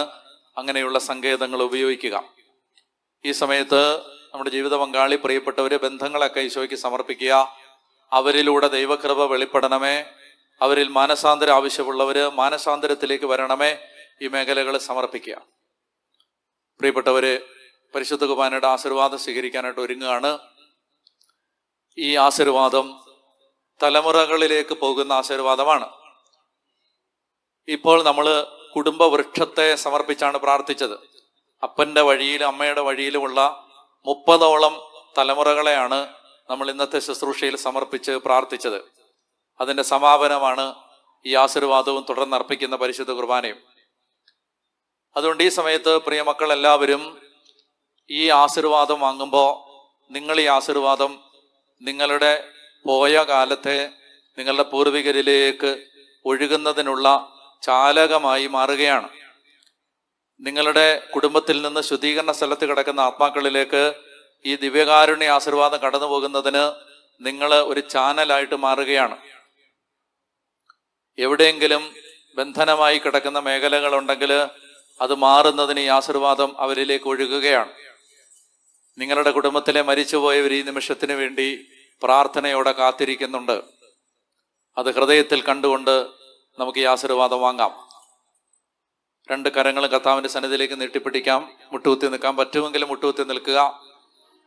ഈ ആശീർവാദം കർത്താവെ, ഞങ്ങളുടെ കുടുംബങ്ങളെ വിമോചിപ്പിക്കുന്ന, ഞങ്ങൾ തുടർന്ന് അർപ്പിക്കാൻ പോകുന്ന പരിശുദ്ധ കുർബാനയിലൂടെ ഞങ്ങൾക്ക് ലഭിക്കുന്ന വലിയ അനുഗ്രഹത്തിന്റെ തുടക്കമായിട്ട് മാറട്ടെ. 2 കരങ്ങളും കർത്താവിന്റെ മുമ്പിലേക്ക് നീട്ടിപ്പിടിച്ചുകൊണ്ട് ഉറക്കെ വിളിക്കുന്ന ഈശോയേ,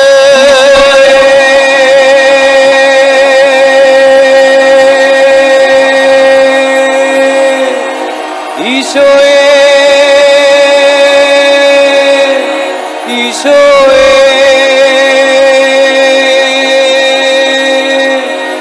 ഈശോയേ ഈശോയേ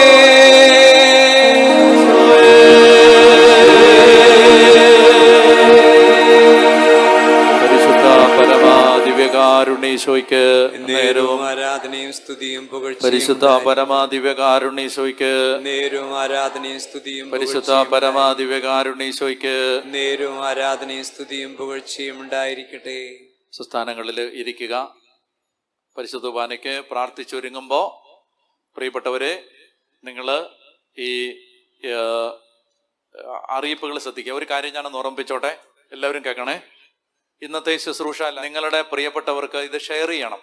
ഇന്ന് തന്നെ പറ്റുമെങ്കിൽ ഷെയർ ചെയ്യണം. എന്നിട്ട് അവരോട് സമയമെടുത്ത് ഈ മേഖലകളെല്ലാം നിങ്ങൾ പ്രാർത്ഥിച്ചതുപോലെ തന്നെ പ്രാർത്ഥിക്കാൻ ആവശ്യപ്പെടുക. അങ്ങനെ ചെയ്യാൻ മനസ്സുള്ള ആളുകൾ ഉണ്ടാവും. ഇവിടെ വരാൻ പറ്റാത്തവരോ ഇന്ന് ലൈവ് കൂടാത്തവരോ ആയിട്ടുണ്ടാവും. പല രാജ്യങ്ങളിലുള്ള നിങ്ങളുടെ സുഹൃത്തുക്കൾ പ്രിയപ്പെട്ടവരുണ്ട്. അവർക്ക് ഞാൻ മറ്റൊരു ദിവസം അങ്ങനെ പറയുന്നതല്ല. ഇന്ന് ഇതൊരു വിമോചനത്തിന്റെ ശുശ്രൂഷ ആയതുകൊണ്ടും ദൈവകരുണയുടെ തിരുനാളായതുകൊണ്ടും നിങ്ങൾ ഇന്ന് തന്നെയോ ഇനി ഇന്ന് പറ്റിയില്ലെങ്കിൽ അടുത്ത ദിവസങ്ങളിലൊക്കെ തന്നെ ഈ ശുശ്രൂഷ നിങ്ങൾ ഷെയർ ചെയ്യണം. താഴത്തെ ഐക്കണുകൾ നോക്കിയാൽ അവിടെ കാണാൻ പറ്റും. അവിടെ ഷെയർ ചെയ്യാനൊരു ബട്ടൺ. അവിടെ ഷെയർ ചെയ്യുമ്പോൾ വാട്സപ്പിലേക്കോ നിങ്ങളുടെ മറ്റ് സോഷ്യൽ മീഡിയ സൈറ്റുകളിലേക്കോ ഷെയർ ചെയ്യാനുള്ള ഓപ്ഷൻ കിട്ടും. അതിൻ്റെ ലിങ്ക് ഷെയർ ചെയ്ത് പരമാവധി ഷെയർ ചെയ്ത് കൊടുക്കുക. അങ്ങനെ അനേകർ ഈ മേഖലകൾ സമർപ്പിച്ച് പ്രാർത്ഥിക്കുമ്പോൾ നിങ്ങളുടെ കുടുംബ വൃക്ഷം കൂടുതൽ ശുദ്ധീകരിക്കപ്പെടുന്നതിനും അതുവഴി അനേകര് വെറുതെ കിടന്ന് അനുഭവിക്കുന്ന വേദനകൾ മാറുന്നതിനും ഇടയാവും. Hallelujah, hallelujah. അതുകൊണ്ട് ഈ ശുശ്രൂഷ നിങ്ങൾ ഷെയർ ചെയ്യണം. അതുപോലെ തന്നെ ഞാൻ ഒരു കാര്യം ഇതുവരെ പറഞ്ഞിട്ടില്ലാത്തൊരു കാര്യമാണെങ്കിലും ഞാൻ പറയുകയാണ്. നമ്മൾ ഈ നാളുകളിൽ ഇത്തരം കാര്യങ്ങൾ അനേകരിലേക്ക് എത്തുന്നതിന് നിങ്ങൾ ശ്രദ്ധിക്കുക. പ്രത്യേകിച്ച് ഇപ്പോൾ വെളിപാട് പുസ്തകത്തിന്റെ പഠനം നടന്നുകൊണ്ടിരിക്കുകയാണ്. അപ്പോൾ അത് നമ്മുടെ എൻകൗണ്ടർ ബൈബിൾ ആപ്പിലുണ്ട്. അത് ഉപയോഗിക്കാൻ അറിയാത്ത ആളുകൾക്ക് യൂട്യൂബ് ചാനലിലും ഉണ്ട്. ഫാദർ ഡാനിയൽ പൂവണ്ണത്തിൽ ഒഫീഷ്യൽ എന്ന് പറയുന്ന യൂട്യൂബ് ചാനലിലുണ്ട്. ഞാൻ നിങ്ങളോട് പറയുകയാണ്, ജീവിതത്തിൽ ആദ്യമായിട്ടാണ് പറയുന്നത്, നിങ്ങൾ ആ ചാനൽ സബ്സ്ക്രൈബ് ചെയ്യണം. ചെയ്തിട്ട് നിങ്ങളുടെ പ്രിയപ്പെട്ടവർക്ക് അത് ഷെയർ ചെയ്യണം. അതിന് പറയാൻ കാരണം, വെളിപാട് പുസ്തക പഠനം അനേകരുടെ ജീവിതത്തിലെ വിശ്വാസത്തിന്റെ തലത്തെ അപ്ഡേറ്റ് ചെയ്യും. എന്ന് പറഞ്ഞാൽ ഈ സോഫ്റ്റ്വെയർ അപ്ഡേറ്റ് പോലാണ്. വെളിപാട് പഠനം കഴിയുമ്പോൾ ആത്മാവിന്റെ അപ്ഗ്രേഡ് നടക്കും, അപ്ഗ്രേഡിങ്. അതുകൊണ്ട് അതൊരു ആ പുസ്തകം പഠിക്കുന്നത് വലിയൊരു അനുഗ്രഹം. അതുകൊണ്ട് സാധിക്കുന്നിടത്തോളം ആളുകളെ അത്തരം പഠനങ്ങൾ, ബൈബിൾ പഠനങ്ങൾ പ്രോത്സാഹിപ്പിക്കണം. മറ്റു പ്രഭാഷണങ്ങളൊന്നും ഇപ്പൊ കേട്ടില്ലെങ്കിൽ ഞാൻ അങ്ങനെ നിർബന്ധം പറയില്ല. പക്ഷെ ബൈബിൾ ടീച്ചിങ്ങുകൾ പഠിക്കണം. അടിസ്ഥാനപരമായ ഏറ്റവും എലമെന്ററി ബേസിക് ആയ കാര്യങ്ങളാണ് ഞാൻ പഠിപ്പിക്കുന്നത്. അത് കഴിഞ്ഞിട്ട് വേണം ഇനി അടുത്ത തലങ്ങളിലേക്ക് പോകാൻ. ഏറ്റവും സിമ്പിളായ കാര്യങ്ങളാണ് ഇപ്പോൾ പറയുന്നത്. അപ്പോൾ അതുകൊണ്ട് അത് നിങ്ങൾ പ്രത്യേകം ശ്രദ്ധിക്കണം. ആ ചാനൽ സബ്സ്ക്രൈബ് ചെയ്യണം. പിന്നെ ഒരു കാര്യം കൂടെ ഞാൻ പറയുകയാണ്, നിങ്ങൾ അതിൻ്റെ ലൈക്ക് ബട്ടൺ ക്ലിക്ക് ചെയ്യണം. ലൈക്ക്, അതായത് ഒരു ചാനൽ നിങ്ങളൊരു വീഡിയോ കാണുകയാണെങ്കിൽ അപ്പം തന്നെ എന്ത് ചെയ്യണം? Like button. അത് എന്തിനാന്ന് വെച്ചാൽ യൂട്യൂബിന് ഒരു അൽഗോരിതം ഉണ്ട്. അതായത് കൂടുതൽ പേര് ലൈക്ക് ചെയ്താൽ യൂട്യൂബ് ആ വീഡിയോകൾ പ്രൊമോട്ട് ചെയ്യും. പ്രൊമോട്ട് ചെയ്യുമ്പോൾ ചിലപ്പോൾ ഒരു അക്രൈസ്തവൻ അയാൾ സബ്സ്ക്രൈബ് ചെയ്തിട്ടില്ലെങ്കിലും അയാൾ എൻ്റെ പേര് ടൈപ്പ് ചെയ്ത് സെർച്ച് ചെയ്യുന്നില്ലെങ്കിലും ഈ ലൈക്ക് നിങ്ങൾ ചെയ്യുമ്പോൾ യൂട്യൂബ് ആ വീഡിയോ പല ഇടങ്ങളിലേക്ക് പ്രൊമോട്ട് ചെയ്യും. അപ്പൊ ഇത് ചിലപ്പോൾ യേശുവിനെ അറിയാത്ത ഒരാൾ ചിലപ്പോൾ ഇത് കാണാൻ ഇടയാവും. അപ്പൊ നിങ്ങൾക്ക് വെറുതെ ചുമ്മാ ഒരു ബട്ടൺ ക്ലിക്ക് ചെയ്താൽ മതി. നിങ്ങൾക്ക് മനസ്സിലാവുന്നുണ്ടോ? അപ്പൊ അതിന്റെ റേറ്റിംഗ് മാറും. മനസ്സിലാവുന്നുണ്ടോ? അപ്പൊ അതുകൊണ്ട് ഏത് വീഡിയോ നിങ്ങൾ കണ്ടാലും എന്ത് ചെയ്യണം? അപ്പൊ തന്നെ അത് ലൈക്ക് ചെയ്തേക്കണം. നാണം വരുന്നതൊക്കെ പറയാൻ. ചെയ്യണം. ഇനിയും പിന്നെ കൂടുതൽ ചെയ്യണം. കാരണം ഇതൊക്കെ ഇപ്പൊ പറയേണ്ട ഒരു ആവശ്യമുണ്ടെന്ന് തോന്നിയോണ്ട് ഞാൻ പറയുകയാണ്. പ്രത്യേകിച്ച് നിങ്ങൾ വെളിപാടൊക്കെ പഠിക്കുമ്പോൾ അപ്പൊ തന്നെ. പിന്നെ കമന്റ് ചെയ്യണം. ചീത്തവിളിയല്ല, നിങ്ങൾക്ക് മനസ്സിലായ കാര്യങ്ങൾ എന്ത് ചെയ്യണം? കമന്റ് ചെയ്യണം. ഈ ലൈക്കും കമന്റും കൂടുതൽ വരുമ്പോൾ യൂട്യൂബ് ആ വീഡിയോകളെ പ്രൊമോട്ട് ചെയ്യും. പറഞ്ഞേ ഹല്ലേലൂയ. ഞാൻ നിങ്ങൾക്ക് ഉപകാരമുള്ളൊരു കാര്യം പറഞ്ഞുതരാം. അതെന്താന്ന് വെച്ചാൽ, നമ്മൾ ജീസസ് എൻകൗണ്ടർ എന്ന് പറഞ്ഞ ഒരു യൂത്തിന്റെ ശുശ്രൂഷയിൽ മധ്യസ്ഥ പ്രാർത്ഥനാ നിയോഗങ്ങളെല്ലാം ചാറ്റ് ബോക്സിൽ കമന്റ് ചെയ്യത്തേ ഉള്ളൂ. അനേകം പേര് എല്ലാ ആഴ്ചയിലും സാക്ഷ്യം പറയും. കമന്റ് ബോക്സിൽ എഴുതിയിട്ടു ഈ ആഴ്ച നടന്നു.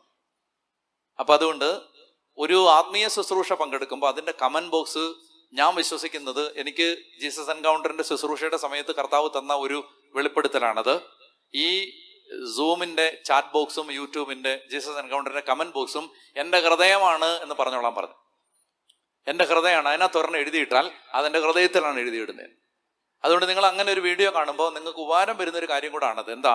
നിങ്ങൾക്കൊരു പ്രാർത്ഥനാ നിയോഗം ഉണ്ടെങ്കിൽ അവിടെ അത് എഴുതിയിട്ടേക്ക്. പറഞ്ഞ ഹല്ലേലൂയ.